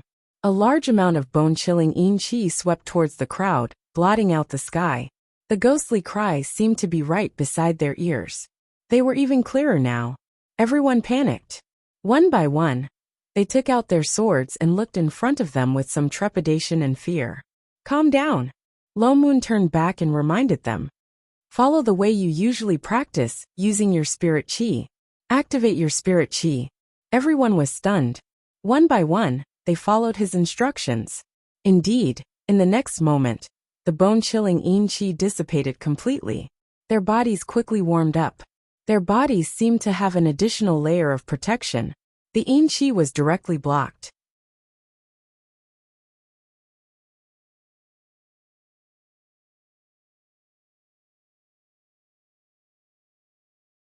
Chapter 389. It's useful. Everyone's fear was swept away, and their eyes were filled with excitement. In the past, they had to use countless talismans to expel the yin chi. But just now they had just circulated their spiritual chi, and they could not feel it at all. With spirit chi protecting your body, ghosts and spirits won't be able to harm you. Lone Moon explained. As long as you release your spirit chi, those remnant souls won't be able to hurt you. As soon as he finished speaking, everyone became even more excited. In the next moment, the huge group of remnant souls was already flying towards them. Along with a series of shrill ghost cries, a group of inky black things surged toward them. One could even faintly see a terrifying shadow within them. Looking at the number of remnant souls, it seemed to be even more than the previous wave of attacks. I Ching frowned and stepped forward, about to conjure a seal. Wait! Lone Moon suddenly pulled him back and turned to face Yun Heng. Let him come. Yun Heng paused. Even the golden light of merit on his body shook. His eyes widened in disbelief. Did he hear wrongly? Yes. Lone Moon nodded. Since they were going to advertise, they naturally had to find someone to support them. Didn't I teach you about the reincarnation array? The corner of Yun Heng's mouth twitched. But you just taught me yesterday? He had not even started practicing. Did he have to be so fast? All the best. Lone Moon patted him on the shoulder. You have the highest cultivation level out of everyone here. I have high hopes for you. Are you sure you're not trying to trick me? Those remnant souls had already pounced over, and the light around them was instantly swallowed up. It was as if they were immersed in ink, and a series of ear-piercing ghost cries cut through their eardrums like knives. The hearts of all the disciples tightened, but they found that there was no damage to their bodies. It was just as Lone Moon had said, with the protection of spirit chi, ghosts and spirits could not invade. Yin Hung gritted his teeth. He had no choice but to bite the bullet. Recalling the spell that Lone Moon had taught her yesterday, she used all the spirit chi in her body to form a seal, and recited a series of complicated spells. In an instant, a golden light flashed in his hand, and a familiar formation appeared under his feet. However, it only flashed for a moment before disappearing again. Yin Hung took a deep breath, conjured another seal, and recited once more. However, just like the last time, the array formation collapsed as soon as it appeared. He tried 4 to 5 times without success, and his forehead was covered in sweat. Maintain the balance of the formation's spirit chi. I Ching couldn't stand it anymore and reminded her. If they wasted any more time, they wouldn't be able to make it back in time to make dinner for Master. Yin Hung paused. His eyes brightened as if he had figured something out. Thank you, Exalted Master, for your guidance. Then, he took a deep breath, closed his eyes, and began to visualize the formation in his mind. Then, he circulated his spiritual chi, and began to form hand seals inch by inch, chanting an incantation. The next moment, the formation finally took shape, and it grew larger and larger. In just a short while, it had spread to everyone's feet. The yin chi in the surroundings dissipated, and the phantoms that had been attacking everyone slowly calmed down, turning back into white transparent figures. Their expressions also became serene. A moment later, it turned into wisps of green smoke and disappeared. After all, Yin Hung was only a soul formation cultivator. Naturally, his spirit power could not compare to I Ching's. In addition, there were more remnant souls this time around. He had to divide them 6 times before he could send all the remnant souls into the river of forgetfulness. Since it was his first time setting up an array, and he wasn't very familiar with the control of his spiritual energy, he had almost used up all the spiritual energy in his body after just a few large-scale reincarnation arrays. He placed his hands on his knees and took a few deep breaths. But his expression was one of excitement that he had never shown before. He even looked like he wanted to do it again. For the first time, he understood that remnant souls could be handled like this. It was different from the heavy and repressed feeling he had when he saw mystic cultivators dealing with deviant ghosts in the past. This time, he could clearly feel that those remnant souls had really returned to where they belonged. Even though his spiritual energy was almost depleted, he felt a sense of satisfaction and peace of mind that he had never felt before. It was as if he was not watching the remnant souls disappear, but witnessing their rebirth. This was the true rebirth. The other disciples also looked excited and in disbelief. Looking at the surroundings that had brightened up again, their eyes were filled with starlight. In the past, hundreds or even thousands of mystic cultivators were needed to deal with deviant ghosts. Now only one person was needed. What's more, in less than 5 minutes, they were completely dealt with without any casualties. So the so-called cultivators were this powerful. If they continued to cultivate like this, they would not have to worry about not dealing with deviant ghosts. World peace was just around the corner. In fact, perhaps it was not impossible to ascend to immortality that the exalted masters talked about. For a moment, all the disciples present were silent in the shock just now. But Lone Moon frowned. He turned to look at the north, which was still filled with yin chi. Over there, go back? I Ching asked. Then he added, it's night. I'm going back to cook. The corner of Lone Moon's mouth twitched.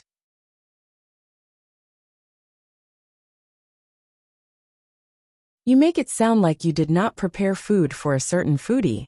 He took out the small wooden boat from just now and threw it into the air. With a spell in his hand, it turned into a huge spirit boat. Everyone get on the boat. Let's go back. Yes, Exalted Master. Everyone answered respectfully. Then they walked towards the spirit boat excitedly. I Ching was about to get on the boat too, Suddenly, he felt a chill behind him. A wind blew past his ears. He was startled, and a sword chi slashed behind him. In the next moment, there was a loud bang. A crack appeared on the ground instantly, but it did not hit anything. In an instant, a gray aura filled the sky. It rushed towards the people on the spirit boat with a violent aura. Grievance. Lone Moon was shocked. Their spirit chi could block the yin chi, but it could not block the grievance. Seeing that the grievance was about to swallow them up, an array formed in his hand. A golden light enveloped everyone on the spirit boat, blocking the grievance that filled the sky. Heaven Master Yin Hung. A disciple on the boat suddenly cried out. Lone Moon's heart sank. He turned and realized that Yin Hung had not gotten on the boat yet, and the grievance had completely wrapped him up. He waved his hand, and a sword chi flew in that direction. His original intention was to disperse the grievance. But before the sword chi landed, the grievance suddenly disappeared, along with Yin Hung who was inside. What happened? Where did he go? Over there. I Ching turned to look towards the north. He immediately rode on his sword and chased after him. Lone Moon frowned. Once again, he strengthened a few layers of array formations around the spirit boat. We're going to save people.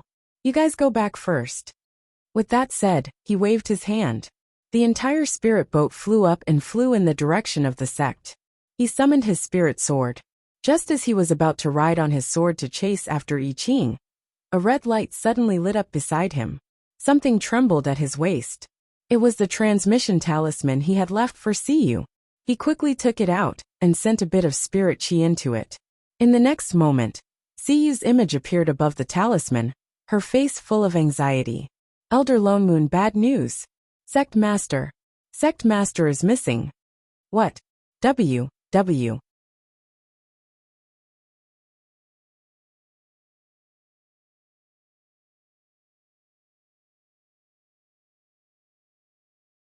Chapter 390. What's going on? Lone Moon's expression was one of rage. Indeed, they would get lost the moment they were not looking. Didn't I tell you to keep an eye on that person with no sense of direction? What did you do? No. Siyu became even more anxious. We were indeed keeping an eye on Sect Master. But Sect Master just disappeared right in front of our eyes. Disappeared? He frowned. After a long while he said, "All right, I got it. Keep an eye on the disciples in the sect. Chef and I will be back in a while." Yes. Lone Moon put away the transmission talisman. His frown deepened. Although Shunning was not reliable, she could not have left on her own after promising them to stay put. What's more, Siyu's words suggested that something must have happened to her. Lone Moon pondered for a moment, and hurriedly rode his sword in the direction of Chef. Chef did not go far. In less than a quarter of an hour, he saw Shining. Yin Hung, who had disappeared into the grievous aura, was also intercepted by him. He was now setting up a sword array to trap the grievous aura that was trying to escape. He seemed to want to dispel the grievous aura, and was casting a spell. Chef. Lone Moon hurriedly landed and said, "Shining disappeared." What? I Ching turned around abruptly. Sword intent exploded from his body. Even the spirit sword that had been well controlled in the air fell with a swoosh. Aoo! The person who had just been wrapped in resentment let out a pained cry as he was struck by the sword, which directly stabbed into his leg.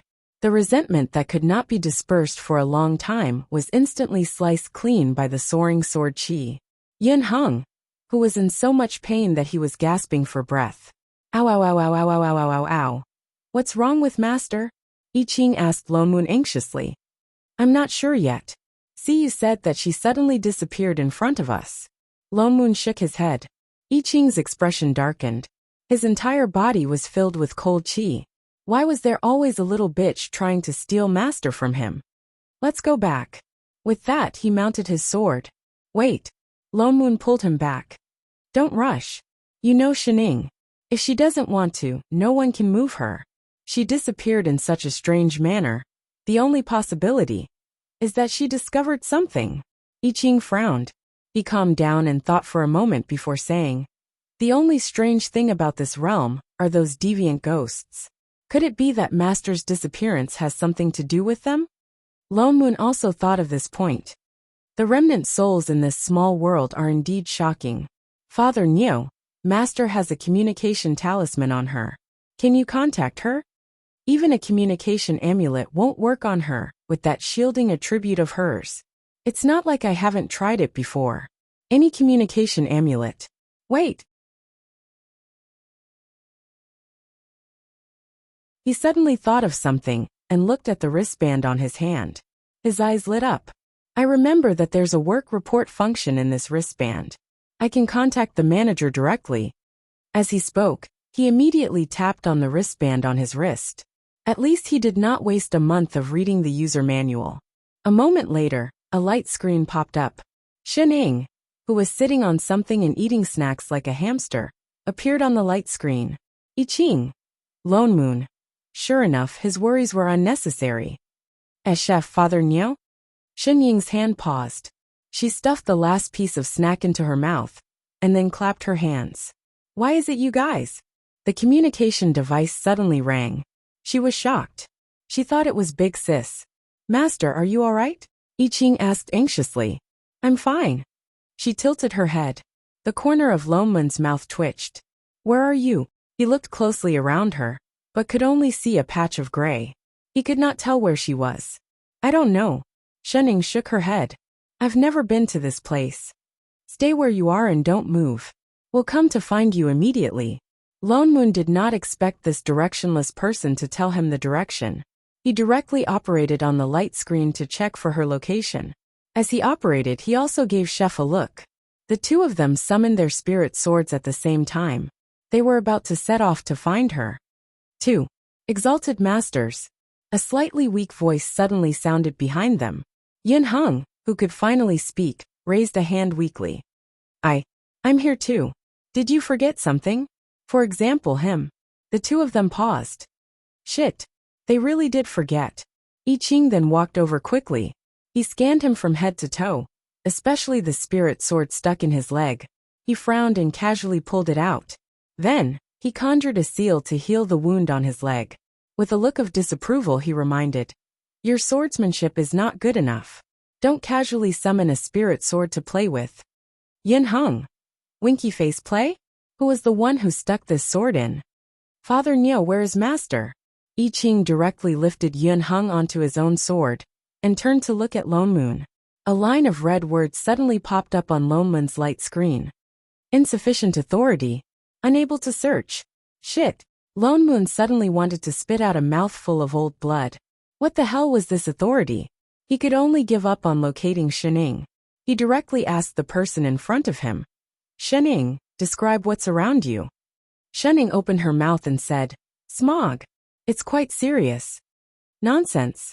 Don't use such a general description. Do you think this is the imperial capital? Say something with a signature. Oh. Xining finally looked around and said lazily, I'm sitting on a rock. There's a tree beside me, the kind without leaves.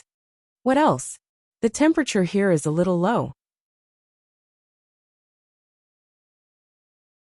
There's a lot of noise from afar. She suddenly tilted her head and said, there seems to be a few figures in front. They've been standing there like idiots for a long time. Who are they? What kind of clothes are they wearing? I can't see clearly. I already said there's smog. Visibility is very low. Then why don't you walk over and take a look? So troublesome. Shut up. The anger that Lone Moon had been suppressing for a long time suddenly exploded. Who am I doing this for? Besides you, Father Neo. Before he could finish, I Ching suddenly tapped his shoulder. What? I Ching's expression was a little strange. I might know where Master is.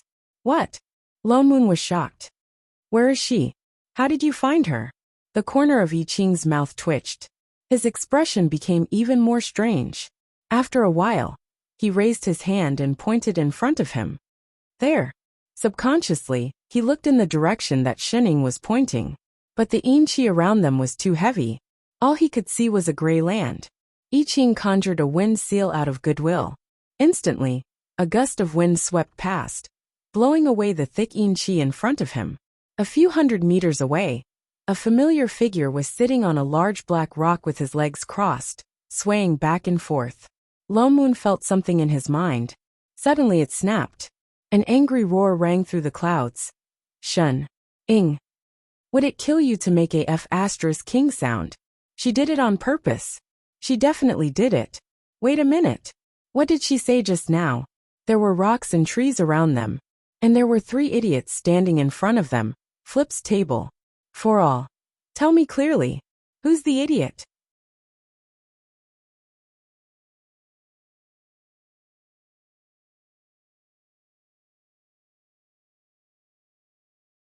Chapter 391. 5 minutes later. Why are you here? Lone Moon suppressed the urge to beat her up and scanned her from head to toe. She was perfectly fine. See, you had only spoken to him for less than 10 minutes. But she suddenly appeared here thousands of miles away. Oh, someone dragged me here. Shenning tilted her head. Who? Shenning paused and turned to look at Yin Hung beside her. She took a bite of the fruit that Chef handed to her and said, Maybe it's Rich Ghost? Rich. Song Run. Lone Moon was shocked. Wasn't he called Mischievous Ghost? Why did he bring you here? Song Run was a ghost, and he carried grievous energy. Chef said before that his grievous energy was easily influenced by remnant souls. The last time the remnant souls attacked the city, his grievous energy exploded once. I don't know. Shenning shook her head. Then where is he? I don't know. Shenning continued to shake her head. Holy shit. You don't know anything, but you came here so obediently? Where's your intelligence? Did I eat all of it? Shenning shook her hands. After a while she said, Isn't he moldy again? I can't just ignore him. Didn't she just miss him? Moldy? What did she mean? Lone Moon was confused. I Ching beside him thought of something and asked, Master is saying. Song Ren's grievous energy exploded again. Chef frowned. He thought about how Yin Heng's grievous energy disappeared suddenly. That meant that Master suddenly appeared here because of grievous energy too. And from this distance, Song Ren's grievous energy seemed even thicker than before. But why didn't Song Ren's grievous energy have this ability to pull people over from thousands of miles away? Unless it was because of this place. He looked at the surging yin qi around them and turned to the person beside him. Yin Hung, what kind of place is this northern land? Why is the yin qi still not dissipating even though the remnant souls have entered samsara? Yin Hung paused and answered honestly. Well, I don't know the exact reason. It's just that it's been like this since ancient times. It's said that because it's located in a cold area, it easily attracts evil spirits. That's why the yin qi never dissipates. Originally, the northern region wasn't this big, but as time passed, the yin qi became denser and denser, and the number of evil spirits also increased. By the way, he suddenly thought of something and continued. Legend has it that most of the evil spirits here didn't eat people. Just that a few hundred years ago, man-eating deviant ghosts suddenly appeared. Pu Xian ancestor then created Xianmen and completely drove them to this place. He sighed, and a trace of pity flashed in his eyes. After a while he continued. But after that, more and more deviant ghosts appeared, and the area of the northern region became larger and larger. In the end it became like this. Why are you suddenly asking this?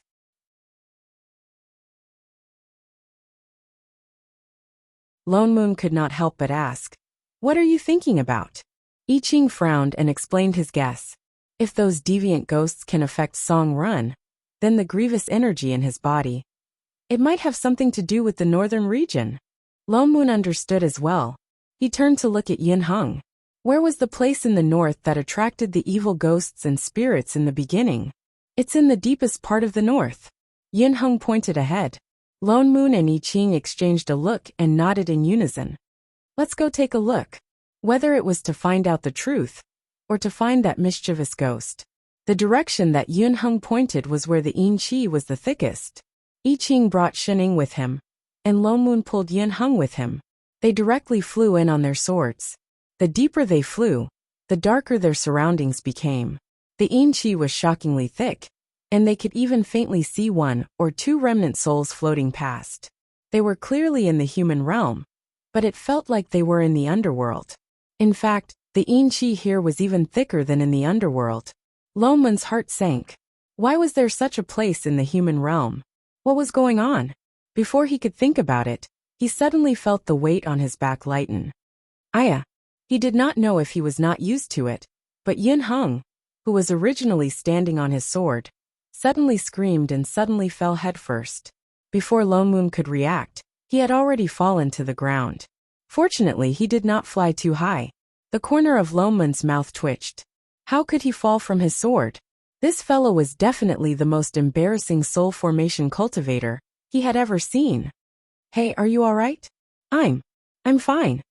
Yin Hung rubbed his face and crawled up from the ground. A look of confusion flashed across his eyes. If you can't stand properly, just tell me. I'll set up an array. Exalted Master, it's not that. Yin Hung shook his head. Just now. I think someone pushed me. What? Lone Moon was stunned.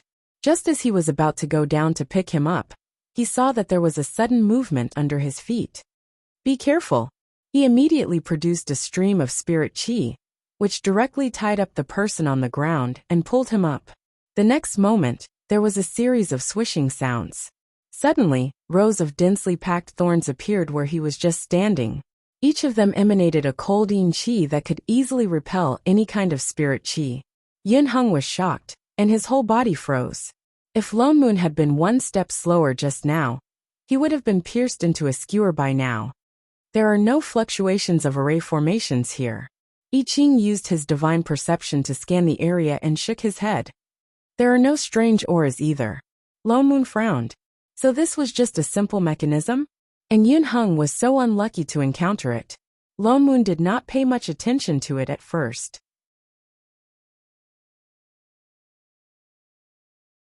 But then, the deeper they flew, Yin Hung seemed to be possessed by the god of misfortune. Wherever he went, he was met with misfortune. One moment he fell into the mud. The next moment he crashed into the stone walls. The next moment, he was burned by deviant flames that fell from the sky. Even the remnant souls that floated around occasionally, completely unconscious, would suddenly turn around and kill him, giving him a shock. If not for Lone Moon keeping a close eye on him, he would have fallen to his death countless times. The most important thing was that these disasters seemed to only target him. The other three were completely fine. Not even a single strand of their hair was messed up. Until he fell from the sword for the 101st time. Lone Moon subconsciously conjured a seal to catch the person in midair. It was almost a conditioned reflex to save him. He was just about to pull him up. Beside him, Chef's expression suddenly changed. Father Nyo. In the next moment, several streaks of sword chi were thrown in the direction of the two. Only a few clanging sounds could be heard. Something was bounced off by the sword chi. Lone Moon took a closer look and realized that there was suddenly a lot of black gas around them. It was attacking the few of them with a somewhat violent aura. Grievous energy again. Because the yin chi was too thick, he actually did not notice it at first. His heart sank. Instantly, he set up an array around the few of them. Compared to the attack that only targeted Yin Hung just now, this grievous energy was obviously not different. There was more and more grievous energy around them. Faintly, they could also hear the shrill cries of ghosts. Quick, look down! Yin Hung, who was pulled back by Lone Moon, pointed to the ground with a pale face. The few of them looked down. They saw that in the originally charred wasteland, a large number of illusory figures suddenly floated out continuously. Their appearances were each more horrifying than the last. Remnant souls, I Ching exclaimed.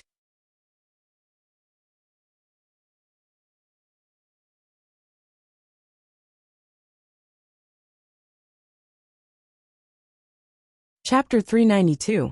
Why did so many remnant souls suddenly appear underground? They had only seen one or two along the way. It looked like they were being summoned by the grievous energy. More and more remnant souls emerged from the ground, even more than the previous 2 times. What's more, there were more and more. The ghostly cries were so shrill that it seemed like they were going to pierce their ears. Yin Heng's body swayed.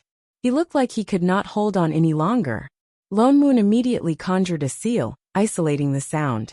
Thank you, Exalted Master. Yin Heng's face finally looked better. He looked at the increasing number of remnant souls in front of him, and took a deep breath. I will set up an array now and send them into samsara. Wait.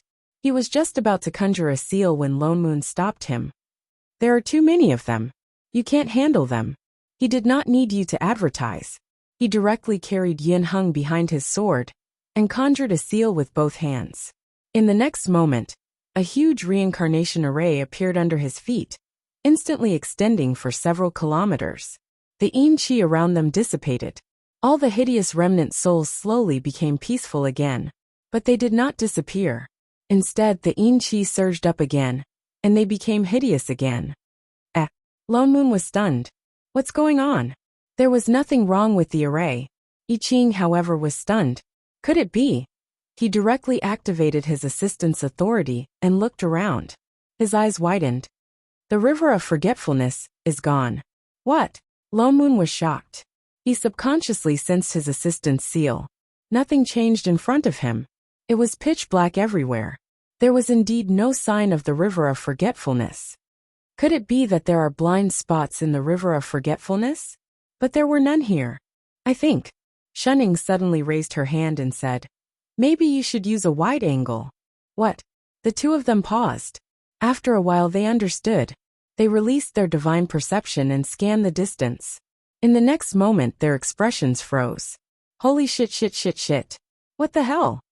They saw that in a 500-kilometer radius, there were golden rivers everywhere.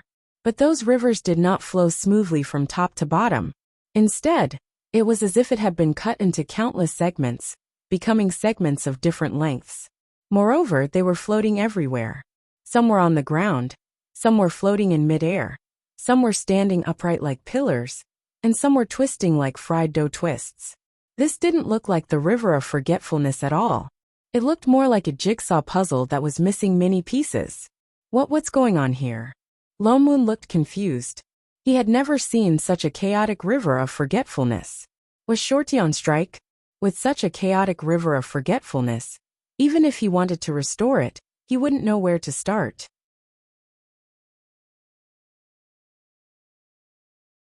Perhaps there will be an answer there.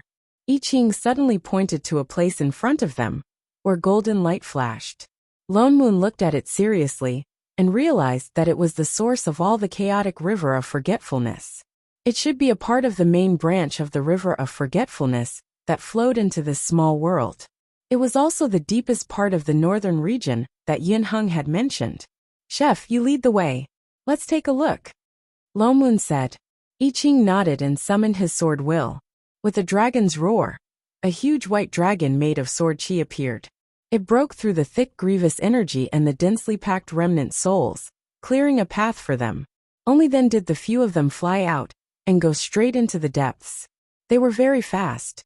In less than a moment, they arrived at the place where the golden light of the river of forgetfulness was the brightest. They landed and looked around. Apart from the fact that the yin qi was a little thicker, they didn't find anything unusual. Shening. Lone Moon nudged the person beside him. Do you see anything wrong? Why did she feel that something was wrong? Oh, this place should be. She stopped mid-sentence. An inexplicable emotion flashed across her eyes. She tilted her head and said, I don't know. What the hell was shouldn't know? You freaking know.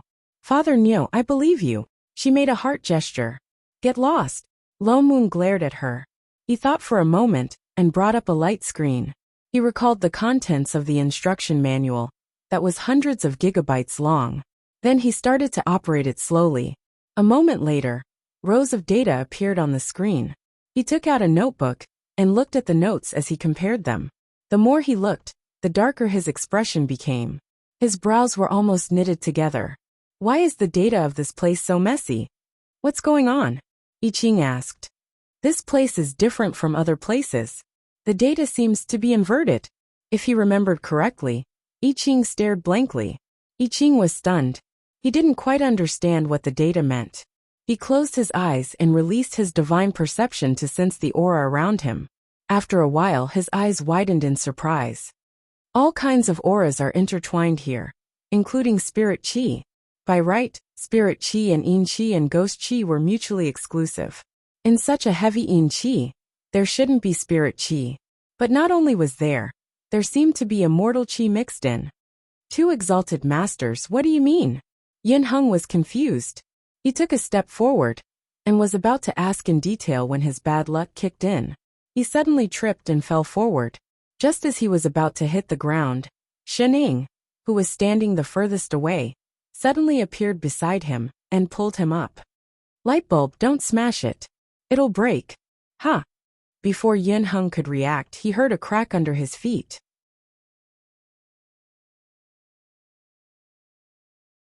There was the sound of something cracking. Suddenly, a white light shone from a meter away from his side, which was also the place where he was about to fall. It seemed to tear apart the darkness around them. It became brighter and brighter. In an instant, it surrounded the four of them. Shening sighed softly. Aya, there was a misty white light around them. In front of them, there was a faint image of an immortal mountain. Illusion. Lone Moon recognized this sorcery immediately. He subconsciously conjured a seal to break this illusion. Wait. I Ching stopped him. He looked around and said, "There's no killing intent in this illusion. It doesn't seem like it's trying to trap us. Instead, it seemed like it was trying to tell them something." Lone Moon then put down his hand. After some thought, he conjured several streams of spirit chi and wrapped them around their wrists to prevent them from getting separated. Especially a certain person who had a terrible sense of direction. He purposely made 2 more rounds. In a short while, the white light in front of them finally dissipated. They were suddenly in another world. The scene in front of them became clearer. When they saw everything in front of them, their eyes narrowed. Holy shit! This was a place with thick spirit chi. There were spirit herbs and spirit plants everywhere. There were floating peaks filled with spirit chi in the air. However, in the middle of those floating peaks, there was a huge hole. The sky seemed to have been smashed open. Everything around them was being sucked in crazily. It was as if the whole world was going to be swallowed up. Lone Moon and I Ching's hearts sank. They cried out in surprise at the same time. Plane crack. There's also a storm. Shening suddenly added slowly.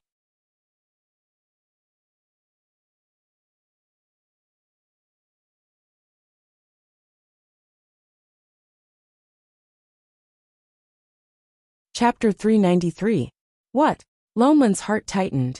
So this was a plane storm. He had heard Kai Tian mention before that plane storms were scarier than plane cracks. If they were not dealt with in time, they would grow bigger and bigger until they affected the entire plane. Then what are we waiting for? Hurry up and fix it. Father Neo, this is an illusion. I Ching reminded him. Lone Moon stopped in his tracks. Shit, he almost forgot. Wait. If these were all illusions in the illusion, how can an illusion of a plane storm be created here? By right, the things that appeared in the illusion were set up by the person who set up the array to confuse people. But only the 3 of them, and Mengpa knew about planes. How could the other party set up an illusion of a real plane storm, just based on imagination? Unless the other party had really seen it before. So, this planar storm isn't fake. It happened here before. I Ching thought of this as well. His heart sank as he looked at the black hole in the sky seriously. A plane storm actually appeared in this small world before. How was it dealt with? Before he could think about it, an anxious voice came from behind him. Uncle Master. In the next moment, 2 figures flew over, one in front and one behind. As if they could not see them, they flew past them. Their cultivation levels were not low. They stopped about 10 meters in front of them. Uncle Master, it's too dangerous here. Let's go back and inform Sect Master, and the others first. The man on the left looked at the hole in the sky, and suggested anxiously. It's too late. The other person shook his head. If we don't block this hole, it will get bigger and bigger. It will drag the entire world in. But, Disciple Nephew Chui, hurry and inform the sect. Evacuate the residents within a radius of 50 kilometers. I'll go block it first. With that said, the person turned and flew in the direction of the plane storm. Uncle Master. The other person clenched his fists by his side. He had no choice but to grit his teeth and go back to inform the sect. The person stopped about 10 meters away from the storm. He steadied himself and began to conjure a seal with his hands. In an instant, a huge array appeared in front of him and flew towards the hole. It seemed to be trying to seal the hole that kept swallowing everything around it. However, it was a planar storm after all. How could he deal with it? The array formation collapsed in less than a second. That person changed a few more array formations, but none of them worked. Instead, it caused the hole in the sky to grow larger and larger.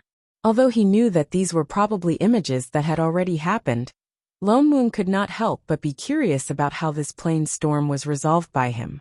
Sure enough, after a short while, when the man had tried dozens of spells to no avail, he clenched his fists and stood in the air for a while.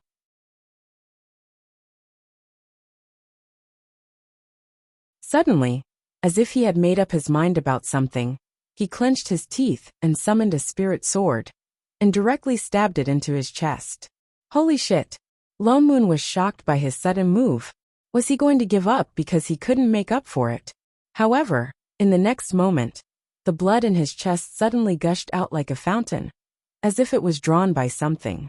In an instant it gathered into a huge blood array. Only when the last drop of blood flowed out did his figure fall, but a translucent phantom floated out from his body. He still maintained the posture of forming the seal. This was dual cultivation of soul and magic. Amazing! The array was activated, and red light filled the sky.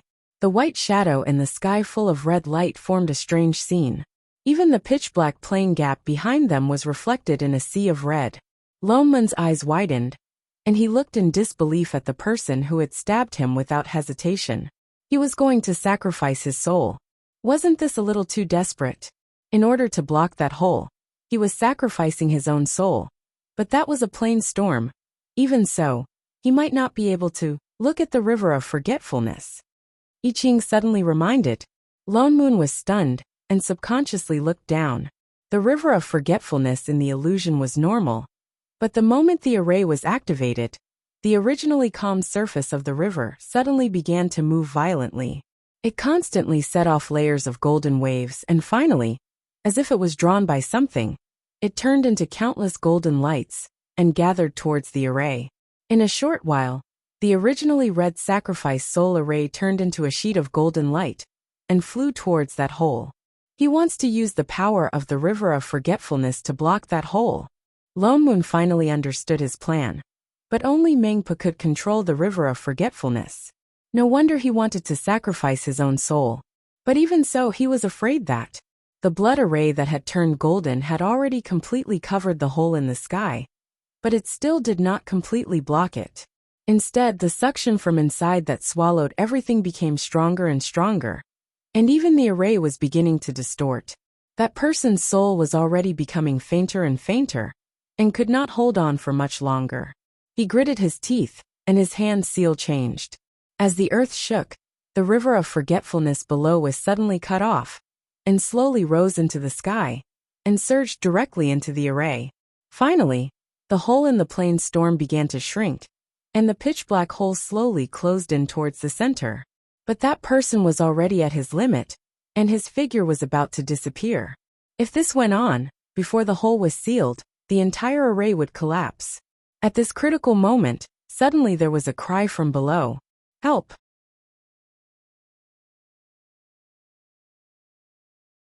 Perhaps because of the movement of the array just now, a figure in green suddenly entered the gravitational range of the plane storm, and was hugging a tree with all his might, trying to climb out.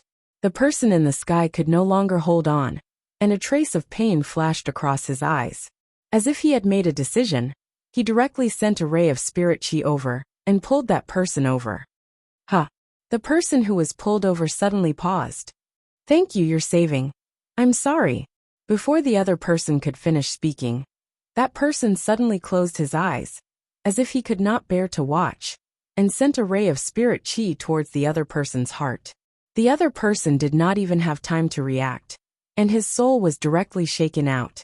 That person's hand turned, and the other person's soul immediately turned into spots of fluorescent light, and entered his almost transparent body. After fusing with the other person's soul, his virtual shadow finally became a little more solid. He continued to make seals, and the array once again shone with golden light. The hole that had already shrunk closed even faster. In less than 7 minutes, the hole in the plane storm that could swallow the heavens, and the earth finally disappeared. And the soul of that person who set up the array was already so thin that it could not be seen. Finally, with a ding, it turned into spots of fluorescent light, one on the left, one on the right, and directly returned to the river of forgetfulness below. I Ching. Lone Moon. Yin Hung. Did they just witness a tragic salvation of the world? The few people who were watching the show were silent for a while. Before they could sort out their emotions, the scene in front of them changed again.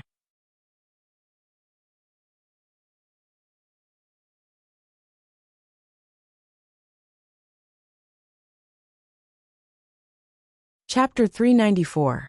Compared to the immortal mountain and blessed land from before, the image now was clearly that of the mortal realm. The people walking around were all mortals without spirit chi. This seemed to be a family. Although it was not a wealthy family, it looked like a family that did not have to worry about food and clothing. A young child ran past him giggling. He looked very unfamiliar, but at first glance, the few of them inexplicably recognized that this person in front of them was the green-robed man, who had almost been swept into the plains storm, and had his soul sacrificed by the cultivator, who had saved the world. So this was his reincarnation after his soul was repaired by the power of samsara? The few of them were stunned, and became even more confused. They could not understand the purpose of this illusion, and could only continue watching. However, what happened next in the illusion caused them to have mixed feelings. The green-robed man was called Wen Tianyu in this life, and he was the son of a merchant. His biggest wish in life was to earn enough money and marry the most beautiful girl in the city. From the age of 10, every bit of money he earned, he would bury it in a jar like it was a treasure. And he did have the talent to earn money. Before the age of 20, he already owned an entire street of shops in the city, and became the richest man in the city. Everything was perfect, but on the day he was about to marry the girl he loved, everything came to an abrupt end. Someone had come to the city, and it was an immortal who had descended from the sky. They said that Wen Tianyu was a person with great opportunities, and that one day he would achieve enlightenment and ascend. Tianyu did not want to go, nor did he want to cultivate. But his parents said that this was his fate. His friends said that he had good luck. And even the girl he liked said that he was an extraordinary person. Everyone felt that he should walk the path of immortality. Tianyu had no choice but to go. The number one genius of the immortal sect, Supremacy Wending, wanted to take him as a disciple and promised that he would be his only disciple. All the cultivators were envious of his good luck. But he was not willing at all. He did not know why, but he inexplicably did not like that person. He even wanted to stay away from him when he saw him. He had a feeling that something bad would happen. He did not expect that this feeling would become reality a few months later. A huge black hole suddenly appeared in the sky. Only Honorable Wending's array could block that hole. Otherwise, the whole world would be destroyed. However, this array formation required the sacrifice of a soul. Unfortunately, his soul alone was not enough to activate the array formation. He needed to find someone with a similar soul to him, to sacrifice to the array formation. Only then could the array formation be activated. When Tianyu was that person,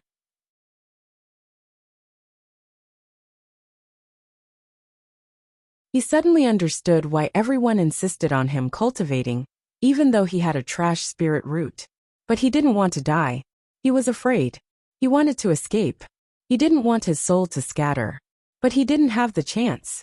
His escape plan had been seen through. In a single night, the expressions of his fellow disciples who were originally kind and protective of him had all changed. All of them were scolding him for being selfish, for not recognizing the greater good, and for being ungrateful. The sect leader said, "We are cultivators, and we should protect the righteousness of the world. How can you abandon the lives of the world for your own selfishness?" His fellow disciple said, "I thought that even if you had poor aptitude, the Venerable One would still take a liking to you. I didn't expect that. I was wrong about you." Cultivators from other sects said, "You are also one of the living beings in this world. How can you bear to see the lives in misery? Once you leave, you will destroy this world." His parents said, The immortal elders are right. How can you be so selfish? Since you are already an immortal cultivator, you should be like Venerable Wending and disregard life and death."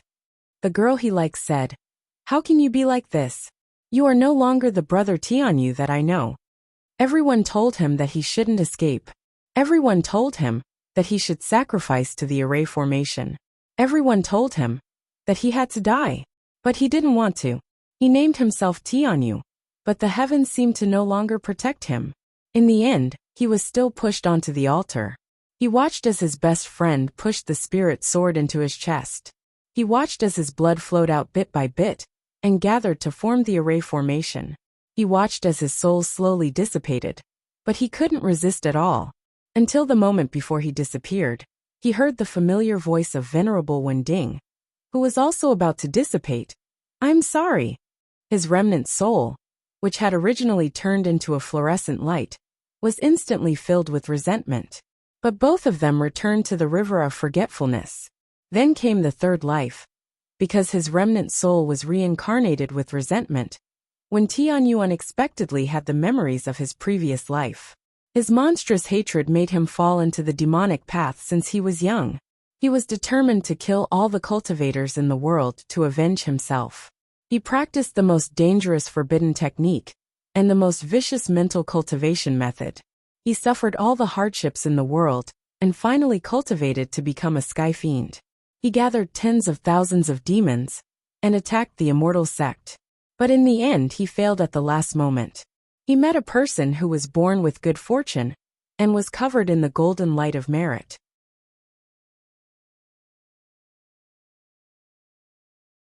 His cultivation was clearly far from his, but he still died under his monstrous luck, and his soul was sacrificed once again.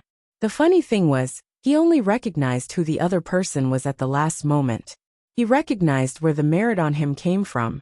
It was actually the merit of saving the world. Both of them sacrificed their souls, but he was spurned by the world and scolded by the cultivators.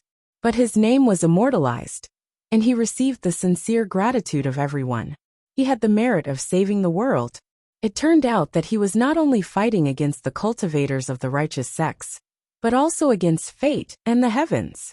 Finally, he completely lost hope.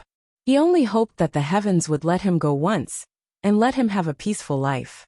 Then he ushered in his fourth life. He did not suffer much in this life. He did not have the memories of his previous life, and there was no longer that terrifying black hole in the world. He was just an ordinary scholar. In order to obtain scholarly honors, he deliberately moved and lived in a quiet house in the forest more than 10 miles away from the county. One day, a dozen mystic cultivators in yellow Taoist robes ran through the small path outside the forest. Behind them, there was a strong yin qi, as if something was chasing after them. The group of people hurriedly took out a voice transmission talisman to ask for help. After a while, a gentle male voice came from the talisman. The county is in front of you. You cannot let deviant ghosts enter the city and harm the people. Use the restriction talisman to temporarily seal them in the forest behind. Yes, Heavenly Master. Thus, the deviant ghosts swarmed into the forest and ate the only living person in it to death. Not even his bones were left. The scholar turned into a ghost. His soul body was about to be divided by thousands of remnant souls. Even he himself did not know why the monstrous resentment was completely unleashed, and it was endless. After being swallowed by the resentment, there was only one thought in his mind. He wanted an answer. He wanted to seek justice. He wanted to ask why. But even he himself had forgotten why he had to ask, and who he should ask. So he rushed out of the encirclement of remnant souls, out of this world, and broke through the rules of heaven and earth. Then, he appeared in front of the manager, Shening, Lone Moon, I Ching. He finally understood why these illusions appeared. The three of them were silent for a while. Then, they all turned to look at Yin Heng, whose face was pale as if he had suffered a huge blow. Coincidentally, the scholar was called Song Run, and the heavenly master in the voice transmission talisman was surnamed Yin. That you're tuning in to the Journey of the Soul YouTube channel. Don't forget to subscribe and join us on this journey to catch the most captivating stories.